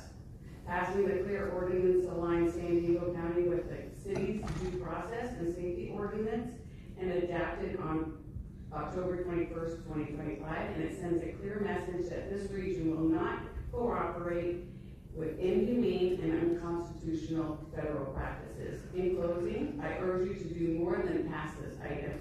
Stand up, be brave, and fight back. Thank you. Thank you. As the next speaker is coming forward by the final speaker in person, Lori Johnson. What's up? Yes, please go forward, please. Hi, my name is Danielle Acord, and I'm a resident of District 50, which is Escondido, California. We ask that you vote yes on Clear to limit ICE's power in San Diego. When election night happened, I naively believed that if you were a U.S. citizen, we would be safe. Now no one is safe. People like my son who hold dual citizenships who were born in different countries are now carrying their passports to prove citizenship if asked, and even sometimes that is not assurance that you will not be detained and or disappeared. San Diego deserves better than that, and we all deserve better than that. Please for Clear.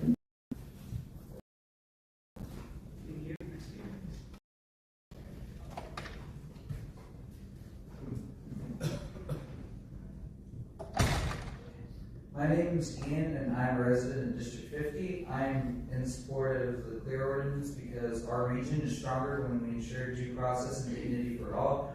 I believe this is important because of the immigrant population that we have in San Diego and North County, which make up about 22% of our total population. As a dual citizen myself, I have huge concerns on how everyday ICE operations will affect me and those around me and in my community. Time and time again, we've seen the way that ICE treats undocumented citizens and migrants, along with even those that are documented. Last year, there was a 58% increase in ICE arrests in San Diego County alone, with the majority of those being arrested for non-violent crimes. San Diego needs to come together to help protect those who are being targeted the most by these lawless actions. Thank you.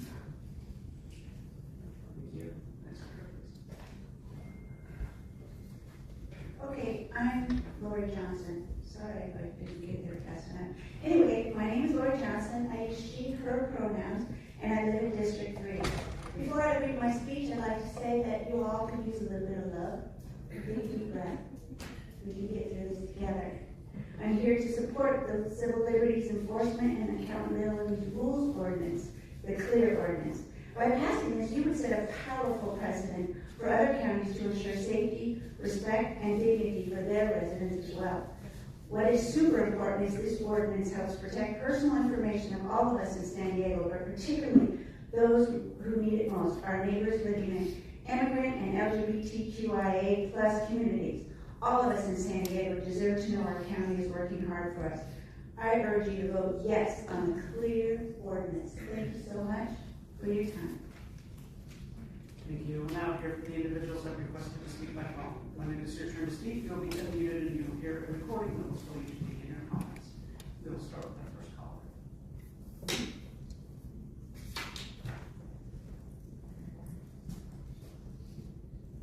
Hi, my name is John Dufflemy, and I'm a resident of District 4. I'm in support of this item because it is our responsibility to guarantee due process and dignity for all people. The CLEAR Ordinance ensures that local resources are not used to further federal immigration enforcement efforts unless required by law or warrant. It also provides much needed additional transparency in how local law enforcement resources are used and direction on how to protect the information of community members in San Diego County. This is the least we can do to make sure that vulnerable members from immigrant LGBTQIA plus communities are safe.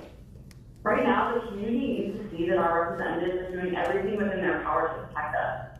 Nationwide, we are witnessing increased targeting of immigrant communities and people of color. We cannot let the federal government intimidate us into inaction. The CLEAR Ordinance works towards this by taking a regional approach and showing that county resources are used to protect people's rights, rather than to facilitate surveillance, detention, or deportation. I urge you to vote yes on the CLEAR Ordinance. Thank you.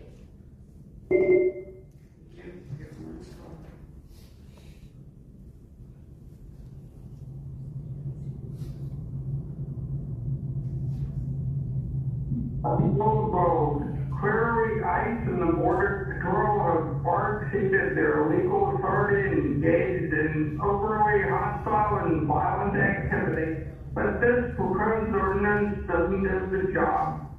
The agents who break due process laws, use unlawful force and violence, or arrest American citizens without verifying their citizenship should be prosecuted individually. But now that ICE and BPS are in their extreme fire for their lives and unconstitutional actions, you may as well let them self-implode. The Section 967 exceptions in the ordinance make it essentially unenforceable. ICE or BPS could simply claim it's an inspection under regulatory authority just as they've lied so often in the past. Saying in response to an imminent threat to life or public safety pursuant to a narrowly tailored policy adopted by the chief. Thank you. Now hear from the next caller.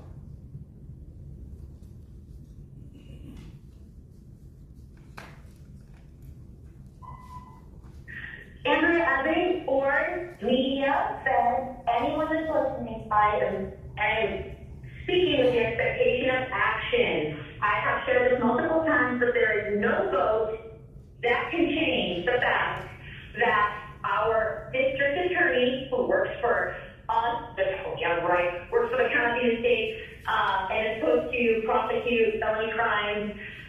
When she lived with her federal judge husband, Dana Sabra, who is our Chief Justice, who can oversee these types of warrants and all that stuff, he is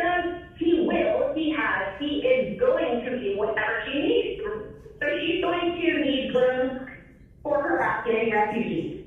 She want to take some federal funding for being a super sanctuary state. What she needed to clear space for her Afghanis.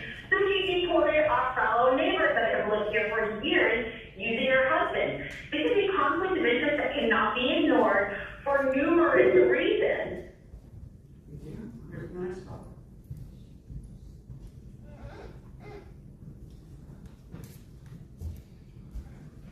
Good morning, Chair and Supervisors. My name is Dr. TJ Balasek, and I am calling on behalf of the Center on Policy Initiatives, where we work with workers, unions, and other worker organizations, and community partners across San Diego County to advance economic and racial justice. We are asking you to continue moving the CLEAR ordinance forward because county buildings should be places where people feel safe showing up for help and where county staff can do the job without fear or confusion. These are public spaces, but they are also workplaces, and everyone who enters them, residents and workers alike, deserves clear rules and basic protections.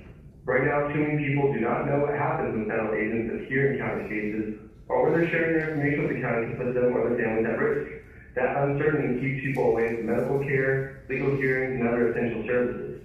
These are uniquely frightening times as residents see federal police act with increasing impunity, and many people rightfully fear that an encounter in a government building could result in detention, abduction, serious harm, or even death. This ordinance matters because it sets shared expectations across.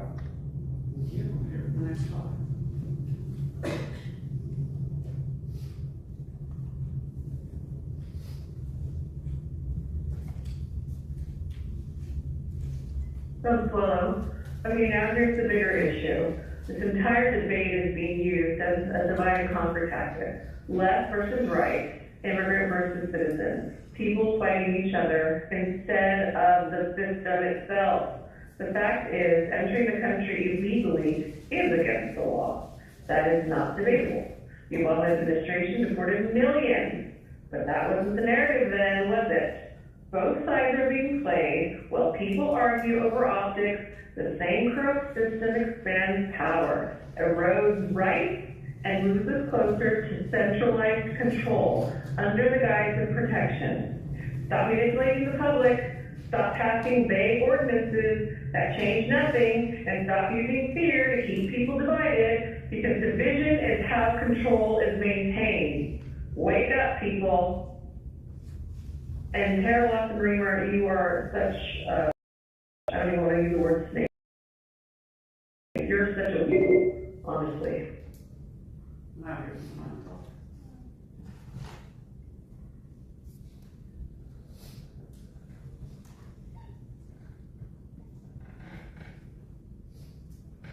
Hey, sure, this seems the only people who support are the lawyers and NGO profiteers financially benefiting off of California's modern-day illegal slave trade.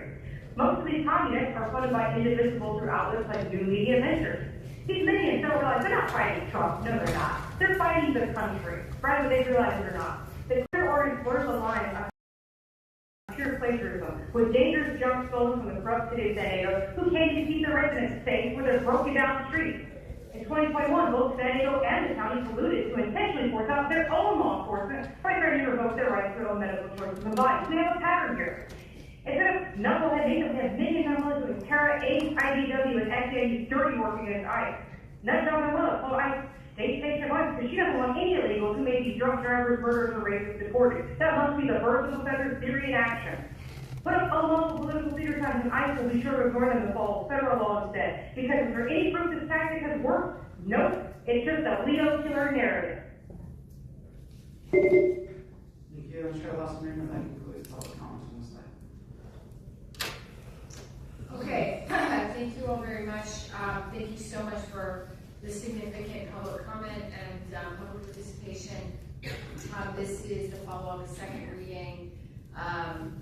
This is the first reading.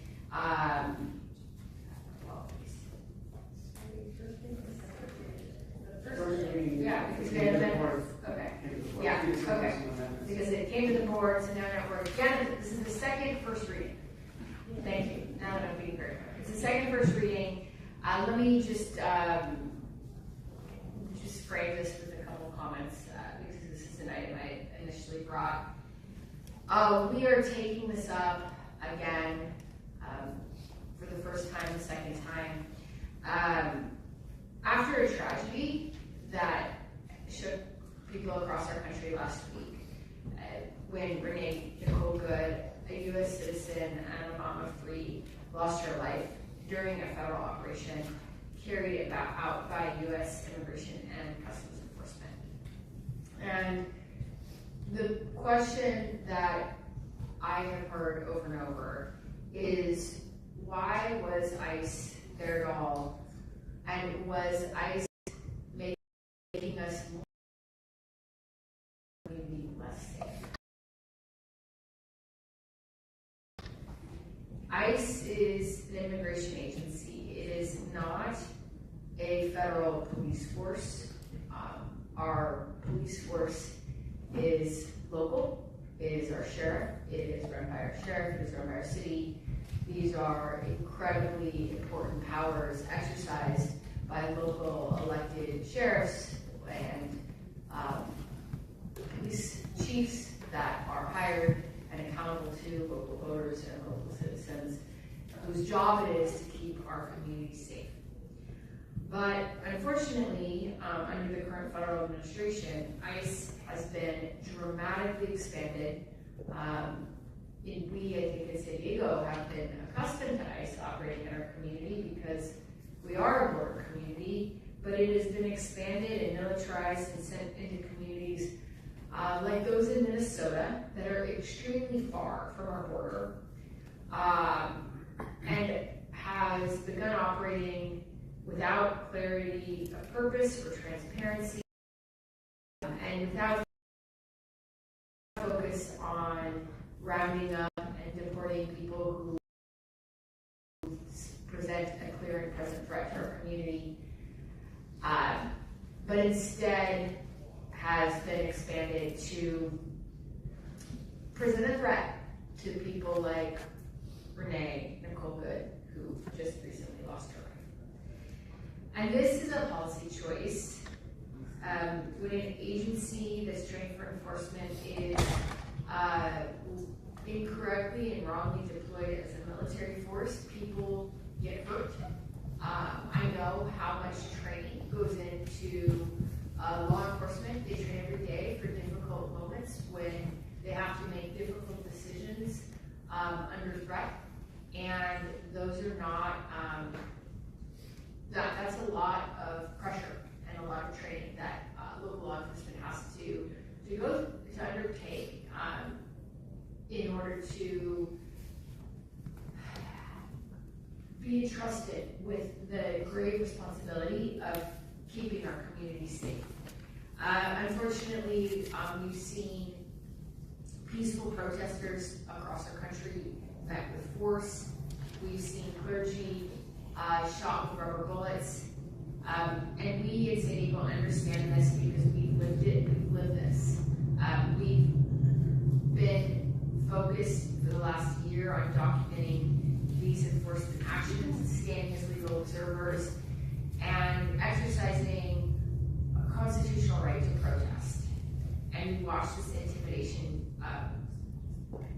the intimidation coming from ICE, replace the right of people to protest and to engage in acts to demand accountability. That is one of the many reasons why this vote matters. The clear ordinance draws a clear line. It says our public buildings need to be places of care and not fear. It says federal agencies must act transparently. The clear ordinance makes it abundantly clear that no one operates above the Constitution, above the rule of law. And we cannot undo in Minnesota, but we can decide what kind of local government we will be here in San Diego. So I ask and I urge my colleagues to vote with me on this item and with clarity for what's at stake. And this includes a commitment to respect for the rule of law, respect for civil rights, constitutional rights, dignity, freedom, and restraint. And the understanding that public safety is built through accountability, trust, and the rule of law. With that, I would like to make a motion for this item.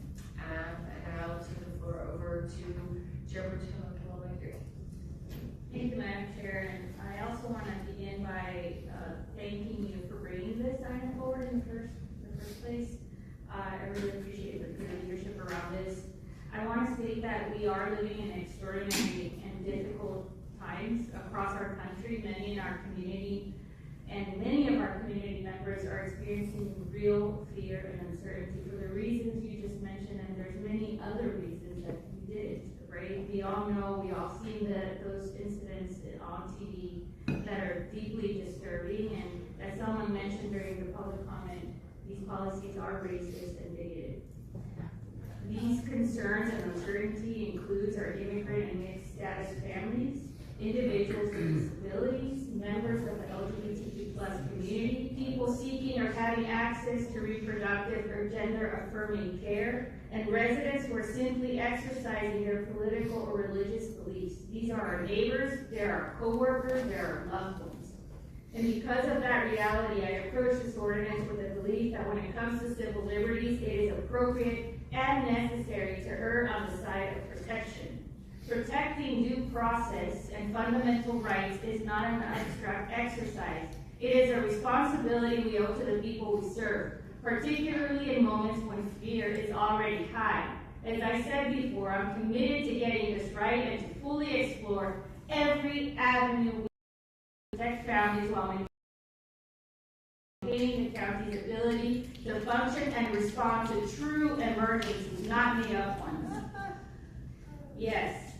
So I want to take a moment to extend my thanks to Council, General Services, Purchasing and Contracting for their time, including during the holiday break, to make corrections and get this right. Your commitment and expertise helped us move this ordinance proposal forward, and we make sure that it's legally sound and operationally workable. So with that, I am happy to second the motion before us today. I believe these changes reflect our shared commitment to due process, transparency, and the safety and dignity of all San Diego County residents. Thank you. Thank you. That was very passionate. I appreciate that. Vice Chairman Olmstead. Thank you so much, Tony. I will start by thanking you, Chair, for starting us in this process and then working with county staff to get through those first steps, and then coming back and Chair Pro Tem for going back to the table and getting additional clarity on the ordinance and the language. So thank you for that. Of course, we have already heard and seen in the first couple of weeks of 2026 the lawlessness of the federal administration and the immigration officers that they are asking to carry out these directives. And although I agree, Chair, I don't think the directives are necessarily specific. I think the purpose is very clear. I think cruelty is the point. I think intimidation is the point. And it is not, is the fact that these are immigration enforcement officers is sort of a smoke screen for really chipping away at the Constitution, in particular the 14th Amendment. I think that we should certainly be clear about that, and then whatever we can do as county electeds, even with our limited power around this issue, it's important to do so to ensure that we take all steps that we can make sure that our constituents are safe. So I'm very happy to see this, and also want to there are a lot of questions around this person's death, but I do want to lift up also the name of Keith Porter Jr. in Los Angeles, who was shot by an off-duty ICE agent, and it is not getting that much attention. Again, there are questions The family is a different account than the authorities, but they are asking for a full and thorough and transparent investigation as well. So this is happening at this point, certainly weekly, and my hope is it doesn't get worse before it gets better, but that's what I am anticipating. Anyway, I fully support this and in other efforts that we take moving forward to protect community members. Thank you very much. We have a motion by myself, a second by Supervisor, by Chair Pro Tem Olagiri. Seeing no other comments, please go ahead and vote. Chair Lawson Rubin, that motion passes with Supervisor Anderson voting no. All other supervisors who are present voting aye. Okay, thank you very much. We're now going to move on to item number 9. I appreciate your support. Please not disrupt the proceedings and no clap. But thank you so much for being here and for showing up. We now move on to discussion item 9, strengthening fire preparedness while protecting taxpayer dollars. I will begin with public comment. Thank you, Chair Lawson Rubin. We received requests to speak on this item. 2 in person and 6 requesting to speak by phone. We note for the record that we received 2 neutral comments. Before I leave, I also requested to speak on item 9 by phone. We conference line is please. We'll begin with the in-person speakers. Your name's called, please report. 2 minutes to address the board. I'd like to invite John Clark and allegedly Audra.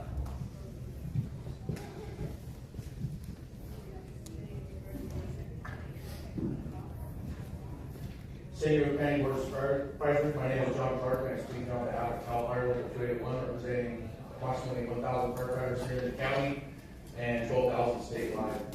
We're here today to express our support for the board's letter that will allow San Diego County Fire to complete minor repairs and maintenance at the county's fire facilities. This is a practical, responsible step that reflects the physical realities we are all facing. With ongoing federal and state funding cuts, the county government, Local 281, has serious concerns about the excessive costs associated with the Department of General Services service fees. These soft costs consume the limited public resource budget that could otherwise be directed toward frontline services, facility readiness, and community protection. We support county fire management pursuing budget efficiencies that do not negatively impact the wages, benefits, and living conditions of our firefighters. At the same time, we want to be very clear, Local 281 does not intend nor support replacing county workers with Cal Fire firefighters. Our goal is efficiency, accountability, and cost-effective use of taxpayer dollars. The reality is the funds currently spent on DGS soft costs could instead be used to hire or retain county staff or county fire who can manage, bid, and oversee projects in a way that is faster, more transparent, significantly more cost-effective. Allowing county fire to handle minor maintenance and repairs in-house is a common sense solution, reduces delays, lowers costs, and ensures facilities remain safe and operational for those who protect this county every day. We respectively urge the board to continue supporting this effort. It is fiscally responsible, operationally sound, and the best for both the workforce and the residents of San Diego County. Thank you for your time and consideration. Thank you. Next speaker, please.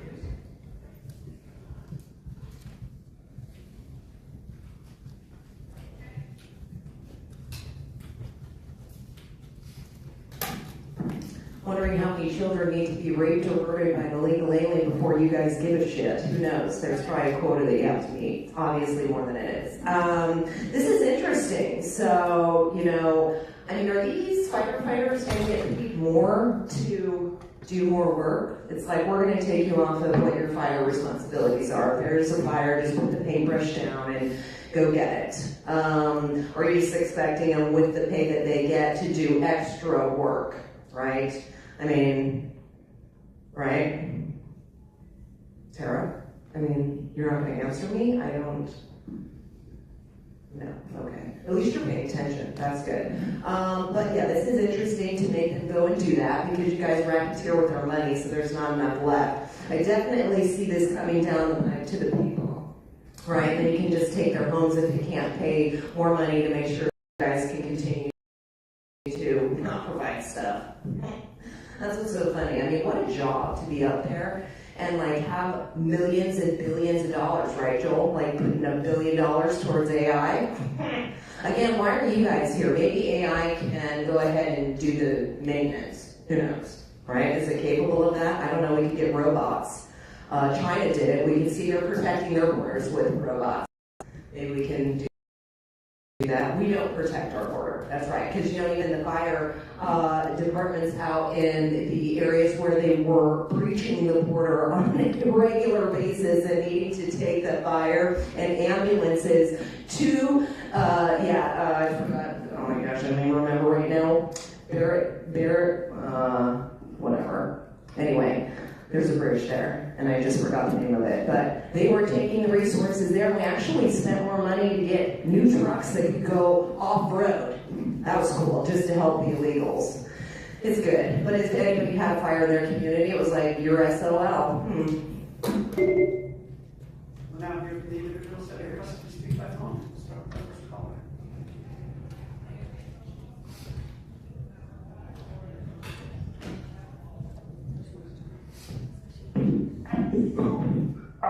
Go slow on this one. $1.9 million for 5 more workout sheds at $860,000 each. It sounds a bit expensive. County Fire seems to be doing pretty good job by itself.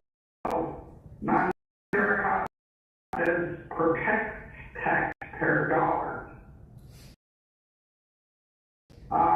I do not know whether adding CAL FIRE to the firefighting mix would simply add another layer of bureaucracy rather than result in a real improvement. Look at the number of agencies working on the TJ River Valley mess that the government's piling on and slowing things down. Why? Because every agency wants to take credit for the fix and therefore guard their own supposed jurisdictions jealously. So the big question I have is whether CAL FIRE will later say, well, we put the sheds in, so hands off. I think we have to do and can do a better job. So again, go slow on this effort, think more carefully what you actually want to do and what actually will be the result. Anyway, have a great year. Thanks.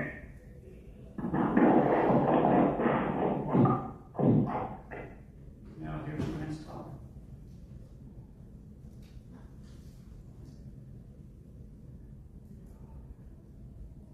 Okay, Consuelo here. So let's see, almost $2 million for 5 new workout sheds. Might look like an investment in safety, but as usual, this is really about protecting people. It's about, more bureaucracy optics. And agencies claiming credit while real accountability gets ignored. Okay, just like with the Tijuana River Valley, decades of inaction, multiple agencies stepping on each other's toes, solutions delayed, people harmed, everyone guarding their turf, everyone protecting their narrative, while the public waits and waits and waits. That's how the system operates. Chaos first, control later. This ordinance, this is no different. Will these sheds actually save lives? Or will they become another way for agencies to say, we did our part, while taxpayers pay the bill?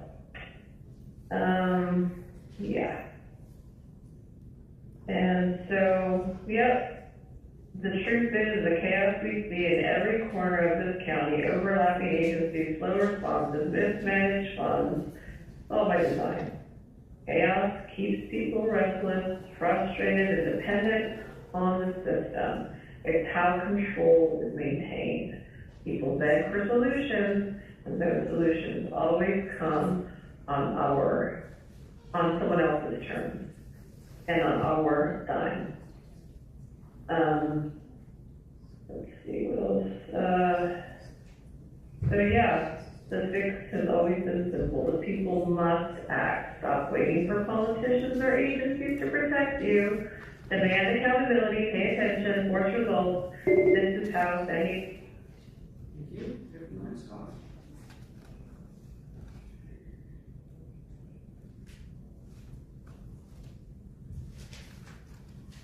Good afternoon, my name is Kathleen Riffett, and I'd like to address the fire preparedness. With all due respect, it is really important that you not approve projects that are going to put residents at risk, especially during wildfires. Harmony Grove is a perfect example. 453 unit housing development was never approved by the county. Unincorporated rural residential community. The project had been before the commission in 2018. It was approved by the Board of Supervisors. Subsequent litigation by residents, that decision was rescinded in 2022 after a trial court sided with them. But a state appeals court found that all but one aspect of the project complied with CEQA. The lone surviving homeowner warned new residents to budget $10,000 per year for fire insurance. More concerning is that there's only one route to leave depending on the direction of the fire, and that is the case in many of these unincorporated communities where you plan to put projects. In Ramona, those residents cannot afford fire insurance.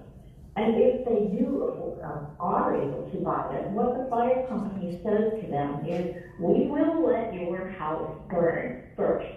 We will not come out to save it. So they are caught between a rock and a hard place, and they're trying to rebuild after they've had a fire. Most of them will not be able to rebuild, whether it's due to over egregious regulations or the cost that they no longer afford. Then they will have to lose their properties, which is probably what the state wants them to do to begin with. Thank you for letting me speak. Thank you. Everyone, Scott.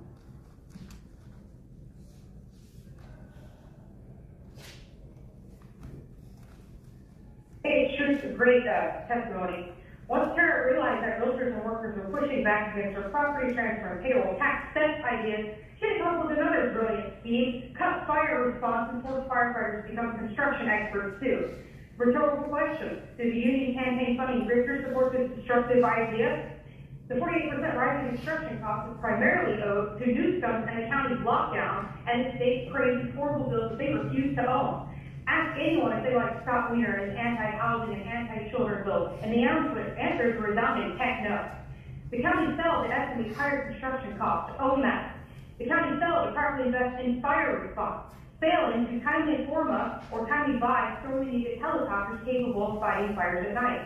Instead, they wasted over $12 million providing transportation, snacks, and housing to illegal aliens with zero accountability from SCCS. Own that. And that un-American misplaced priority is exactly why the federal government found California unqualified for the same level of funding. Own that.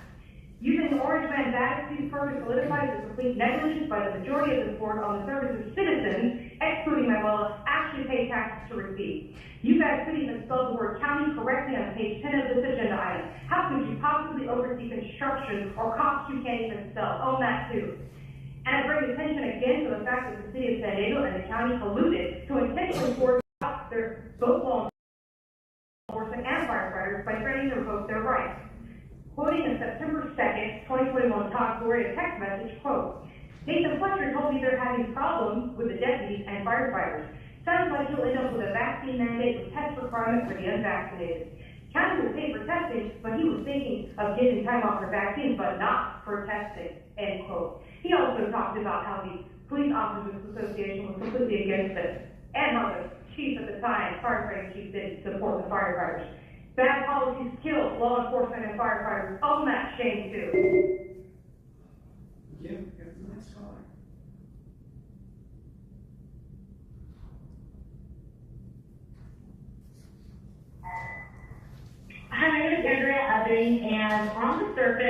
look at this just from a practical standpoint, running a business, I think, wow, how many costs could be mitigated, all of the optimization that can happen by preventing the additional gas and resources and scheduling, all the things that would go into having somebody perform kind of routine tasks at the station. However, that's a little too simple.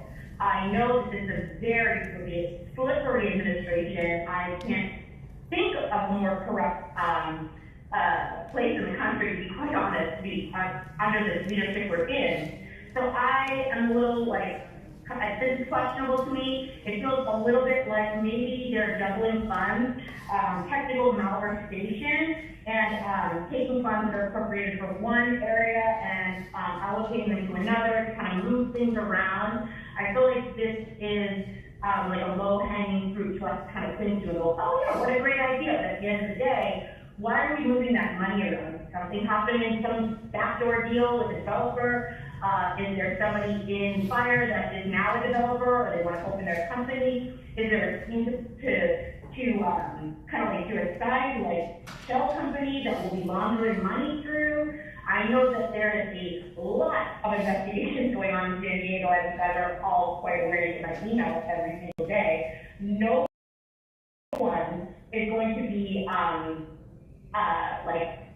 not looked at. You know what I mean? So all these kind of big money movements and kind of simple seeming things probably looked at first. So I would just suggest that if there is a kind of malicious intent behind this, just expect to be exposed. Thank you. Thank you. Chair Lawson, that concludes public comment this time.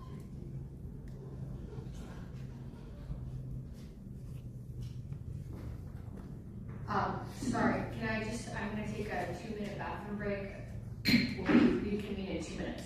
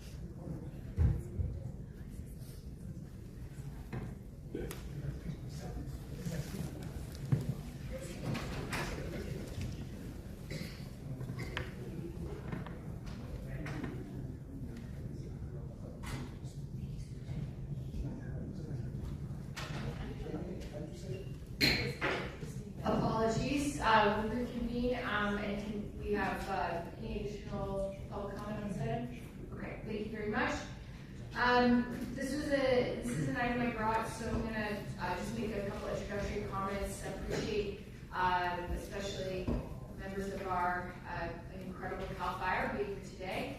Appreciate you all. I think as we all know, and we've been talking about many times over the last year, we're facing a challenging budget environment. The federal cuts are putting pressure across the county services, and we have a responsibility to respond thoughtfully and responsibly. So today's item is a small but practical example of how we are doing exactly that by looking closely at how we operate and identifying savings wherever we can before making tough budget decisions. This proposal focuses on reducing avoidable fire station maintenance and construction costs at a time when construction prices have risen sharply and every taxpayer dollar must work harder. So this item proposes piloting a new approach to construction management by drawing on CAL FIRE specialist expertise for a small capital project. CAL FIRE has built hundreds of fire facilities statewide, and this pilot will help us identify efficiencies and best practices that we can apply moving forward. It also addresses routine maintenance costs, particularly at remote fire stations, by allowing firefighters to handle clear, defined, simple upkeep on site. When even where small repairs require long drives and scheduling delays, costs add up, and fixing minor issues early saves time, reduces frustration, and helps prevent more expensive repairs later on. This is a targeted step towards stretching taxpayer dollars even further while continuing to invest in the fire infrastructure our communities rely on. I do have one small amendment based on feedback from County Fire. They've asked for flexibility to apply the streamlined pilot not only to the work sheds, but also to a new fire training tower. This additional flexibility will help ensure that we are piloting this approach across fire operations wherever it makes the most sense. Clerk, Lord Andrew, if you could please pull up the language for the proposed amendment.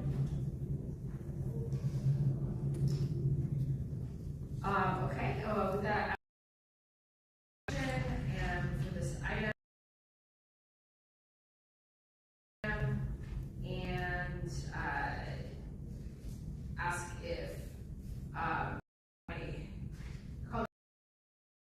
colleagues have any comments. Looks like Mr. Rogers has some comments. Madam Chair, thank you for. It's not news to you all, our areas in San Diego County. And I believe that we need to do everything we can to maximize every dollar that we put into CAL FIRE so that we have the best fire protection in the state. Our firefighters do an incredible job protecting us every day, and we can both strengthen our fire preparedness while making sure that we protect taxpayers' dollars. For example, we currently have an 85-year-old fire station in Descanso on our county casino list. And I'm grateful that we prioritize that and that we're going to fix it. That station currently can only handle one engine, while it's required for our plan to have 2 engines. And this building is 85 years old, so I'm really happy we're moving forward with it. Some of the concerns I have, though, is this fire station not only protects one district, but it protects everyone in San Diego County. Fires have no borders. I'm concerned because the estimate for rebuilding that is $26 million. And if, Madam Chair, would it be appropriate for me to ask some questions of Deputy Chief Silva? Sure. Deputy Chief They asked Master Keys. We just completed recently the Deer Springs Fire Station, and I was wondering, do you know offhand how much that cost to complete? I actually do not know the price on that. Well, let me help you. It was $13 million. I'm not asking questions I don't know the answer, but I would like third-party confirmation so people don't have to take my word. The concern I have is that this station is 10,000 square feet, and the Descanso is going to be $13 million more. And as we're looking at this, I looked at just some of the parameters of the new station, and sometimes we have the best ideas with the best intentions, but it doesn't always work out that way. Anything new that we build has to include public art. While public art is important, it's a cost driver. And I'm thinking when we come to public safety items like fire stations, that perhaps we could start with how many engines and firefighters does it house? And if we get more money, we can go back and get those firefighters some public paintings and murals and all those things, but they're not necessary in preventing fires from taking our homes and our lives. And so, you know, as we move forward with this, I want to make sure that we're prioritizing the firefighters do best, and that's to protect us from fires and emergencies. And I'd like to relook and prioritize in those fire stations how we can get to a dollar amount that allows us to serve the public as quickly as possible, and then add all the accoutrements that would make that place a nicer place to inhabit. But there's not a lot of people touring, unlike our libraries, touring their facilities to see public art. Although I think we should make it very livable and nice, but given the choice between the microwave and the public art, I think most firefighters would like to eat a hot meal before they run to their next call. Having said that, on some of this stuff, you know, I'm not, I don't want firefighters to build this facility. I think that our staff has to build it, and we have to contract it out. However, when I visit the 85-year-old station and some of the other stations in my district, there are minor repairs. Sometimes the toilet can get stuck. Having us call and send somebody from downtown almost 100 miles round trip to just cancel the delay and the rest when people have to go, I think that we want to maximize the flexibility to allow the firefighters to do what they would do if they were at home and the toilet was stuck. I don't want them moving walls. I don't want them doing things outside of the normal use that people do. You know, if there's a divot in the wall that they want to fill with toothpaste and clean over, I don't see a big problem with that. So I have an amendment that is that I'd like to put out that would augment and support your amendment. And all we did is we went back and looked at state law. And counties have a different rule than state facilities. And so we align this amendment with what state law allows counties to do. And I want to thank Mr. Smith for being helpful in his guidance, making sure that we were on the straight and narrow on this. But I want to give the flexibility for simple repairs to the firefighters who are living in these conditions. Unlike other employees who come to work here, and if there's a toilet stuck, they can go to another toilet, or we can have staff here within an hour to fix it. In these rural locations, we're making it way more expensive because a firefighter is not allowed to do what the law legally allows them to do. And so on these simple things, I think that it would be in our best interest not to drive up cost and operation, but to allow them that to navigate that and take care of it. So we're talking about undertaking upkeep, repairs, removal, and improvement activities like fixing a stuck toilet, but not doing electrical work. They're not while they're very talented, and they probably know a lot more about electricity than I do, they're not electricians.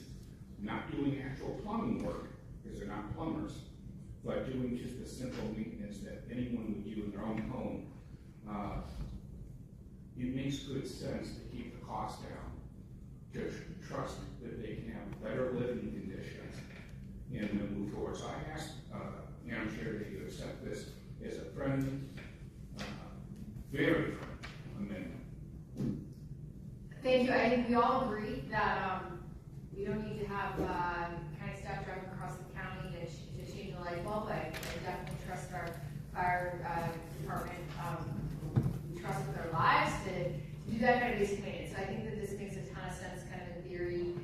This is already part of the proposal. It's pretty central to the proposal to say, hey, you know, let's let our fire folks, you know, keep up the buildings. I think what I want to better understand is the difference between what's already in here I want this in the with you, so I don't know if you have it, Andrew, but if you could put. If I may just quickly, when I reached out to some of the firefighters in my district,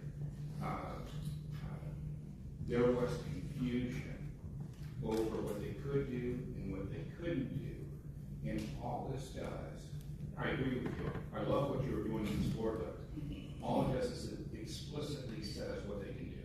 Where before, it's a generality, and then we're gonna have turf war like we have today.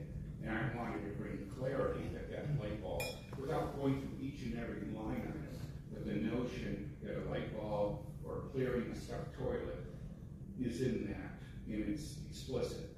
So that's why it says upkeep, repair, removal. It doesn't say electrical work, plumbing work, changing a wall, doing what a contractor or a tradesman would do. I want the tradesman to do that work. I don't want a firefighter injured unnecessarily because of a living condition.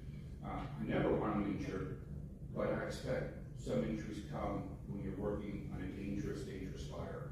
So I don't want to put them at risk at any other time. I just wanted to let you know that when thinking of your board letter, I loved it. The part that was missing is it didn't clarify what is explicitly allowed under law, and that is what they were asking for. So just so you know that. Okay, that's helpful. And so is this meant, it's just, this is not redlined into the existing item. So I want to make sure we're really clear what we're doing. So can you put up what's already in the board letter that would change existing law, which is item 4, which is direct the CAO to take the necessary actions to permit CAL FIRE staff to undertake specified non-technical basic upkeeps at county fire facilities, because currently that's not allowed, and the core goal of this board item is to do exactly what Supervisor Anderson outlined, which is to ensure that our really incredibly talented and competent firefighters can, engage in basic upkeep. So that's already included in this item. I'm certainly open to amending the language to make it more clear, but I just do want to ensure that we know exactly what we're doing. So perhaps you could cut and paste 4 there, Andrew, and put it next to the amendment that Supervisor Anderson is proposing, so that we're directly redlining and amending what's already in the board letter instead of speaking in a vacuum. And then we can put it together. Thank you. Thank you for your on the guidance, on the fly, cutting and pasting, comparing. When you think about 5 years ago, we make the amendments, and then Corey was scrambling to type it. And today we show up with our amendments. We've come a long way. We've made a lot of progress.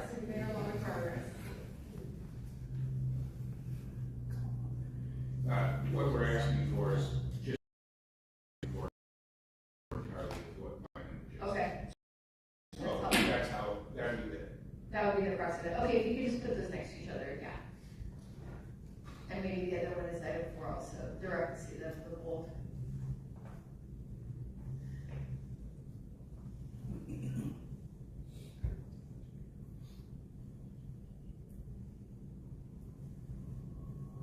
I think in general, and this makes a ton of sense. I think what's missing is just ensuring that there's also consultation with any other impacted labor groups before that amendment before any amendment is made. I'm sorry, I didn't interrupt. No labor group is going to say we want less power. As leaders, we need to be thinking about the fire safety of our community. Right now, what I'm going to come back with, when we can't do it administratively, is do we really need to have artwork in our new facility? Can't we phase it in as more money? We're facing major cuts. So if somebody says, gosh, I'm the one that gets called and gets paid overtime to drive 100 miles, and I got to make an appointment and schedule it, while these poor firefighters are without a toilet. That doesn't make sense to me.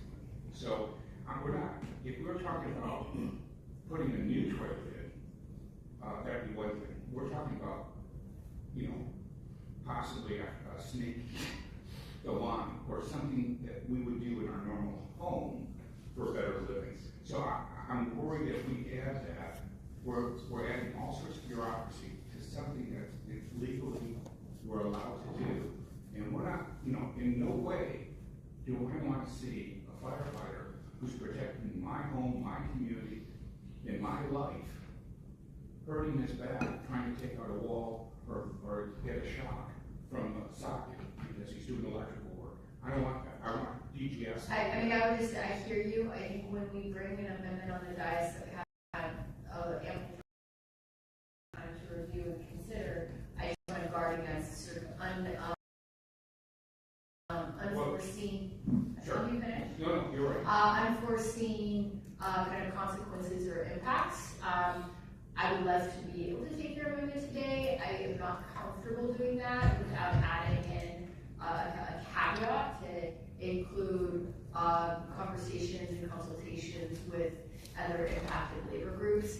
I think if there's a challenge that is encountered by the CAO in those consultations, I think my intent here would be for them to come back.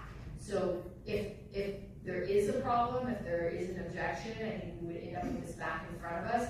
It seems more efficient to do that than for me to reject the amendment. I'd rather than just move forward, try to make this happen, talk to the labor groups, and if there's an issue, circle back.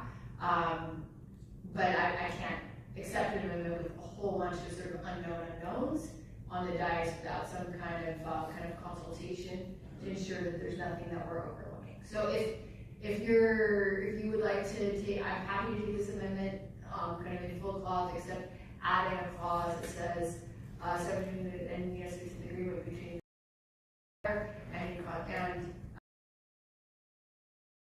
and subject to consultation with other impacted labor organizations. Can we make a good effort that the person that we speak to in those unions living in incorporated where their house or life is at risk, so that they're not sitting downtown comfortably looking at the water, putting my constituents and my life at risk? Because if we don't have a functioning fire department, and something as simple as unclogging a toilet is problematic for this board to make a decision on, and that we need a third party. I'm just saying that subject to consultation with other impacted labor groups, including if possible residents of the unincorporated communities. Okay. Because I think it's too easy for people living on the coast to forget about the fire danger and the risk that we're talking about until the fire makes it to their neighborhood. And, having suffered through major fires in my neighborhood, I know too much firsthand. Can we all take a moment and read it? I want to make sure my colleagues have a moment to ask any questions. And if our CAO or our county council have any concerns about us, this is worded. Okay, thank you, Ebony. I'll give county council a moment as well.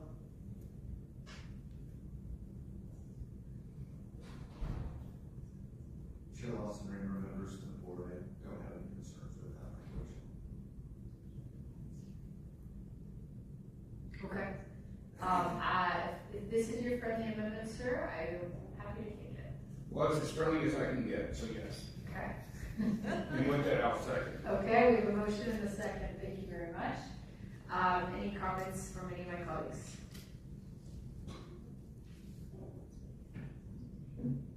Okay, seeing no comments. I have some general comments. Okay, sorry, you're not coming up on my little list here. Sorry. Go ahead. Just a quick comment. We know that fire preparedness is now year-round. It's not seasonal, and when fire risk rises, our obligation to act proactively and responsibly rises with it. Being decided reflects a clear commitment to public safety, fiscal responsibility, and respect for the professionals who protect our communities every single day. It ensures that investments in fire infrastructure directly support faster response times, safer facilities, and better day-to-day conditions for the firefighters who live and work in these stations, while protecting taxpayer dollars and avoiding unnecessary delays and costs. Ultimately, it's about honoring our responsibility to the public and to our first responders. By strengthening fire preparedness, modernizing infrastructure delivery, and making smart, disciplined financial choices, sending a clear message. We will not wait for disaster to act, and we will not waste public dollars in the process.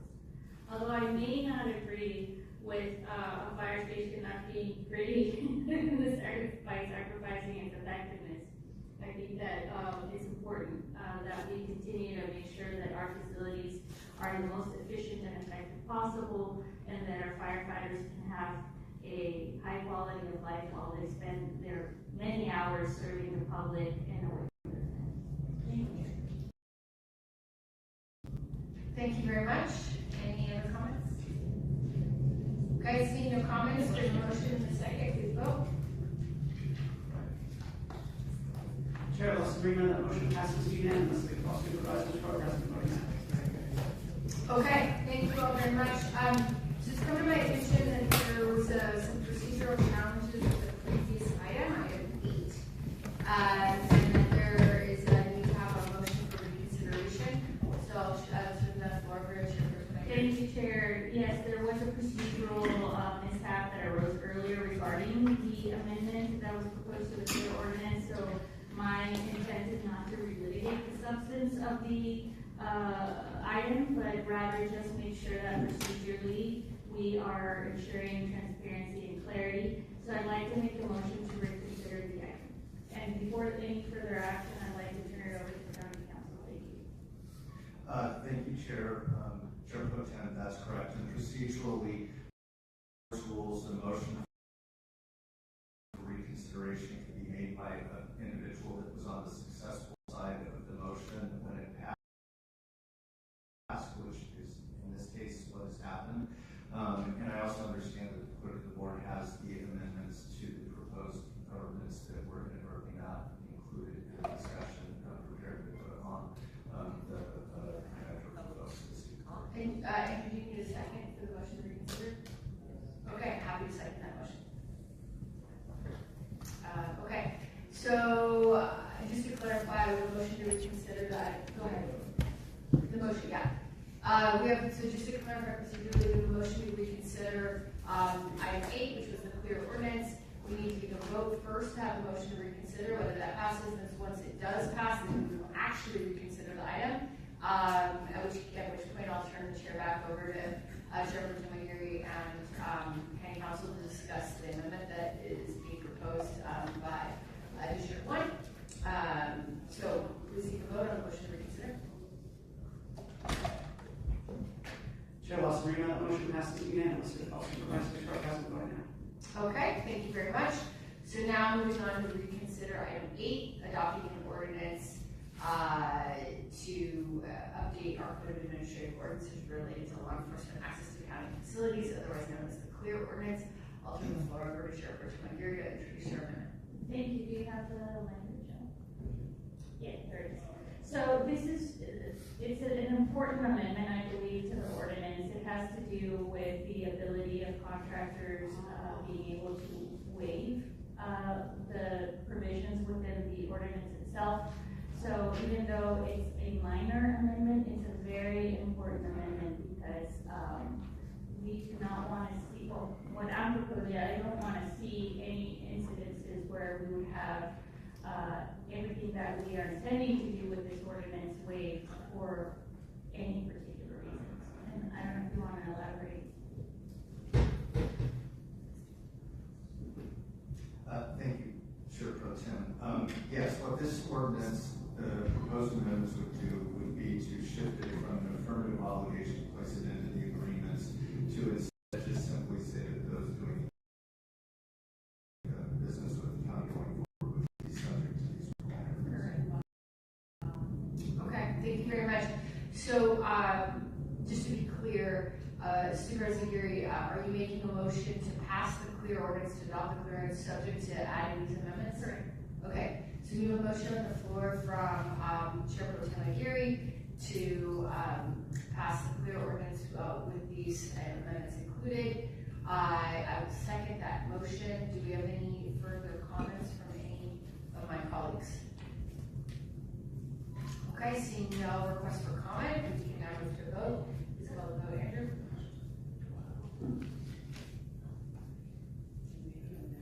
Chair lost agreement, Motion passes with Supervisor Anderson voting no, all those supervisors who are present voting aye.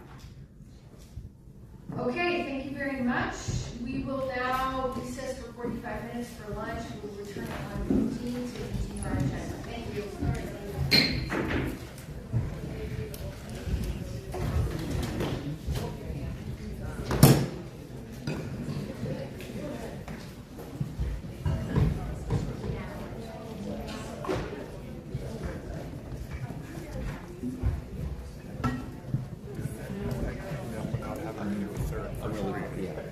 They called me as soon as I got back to my office.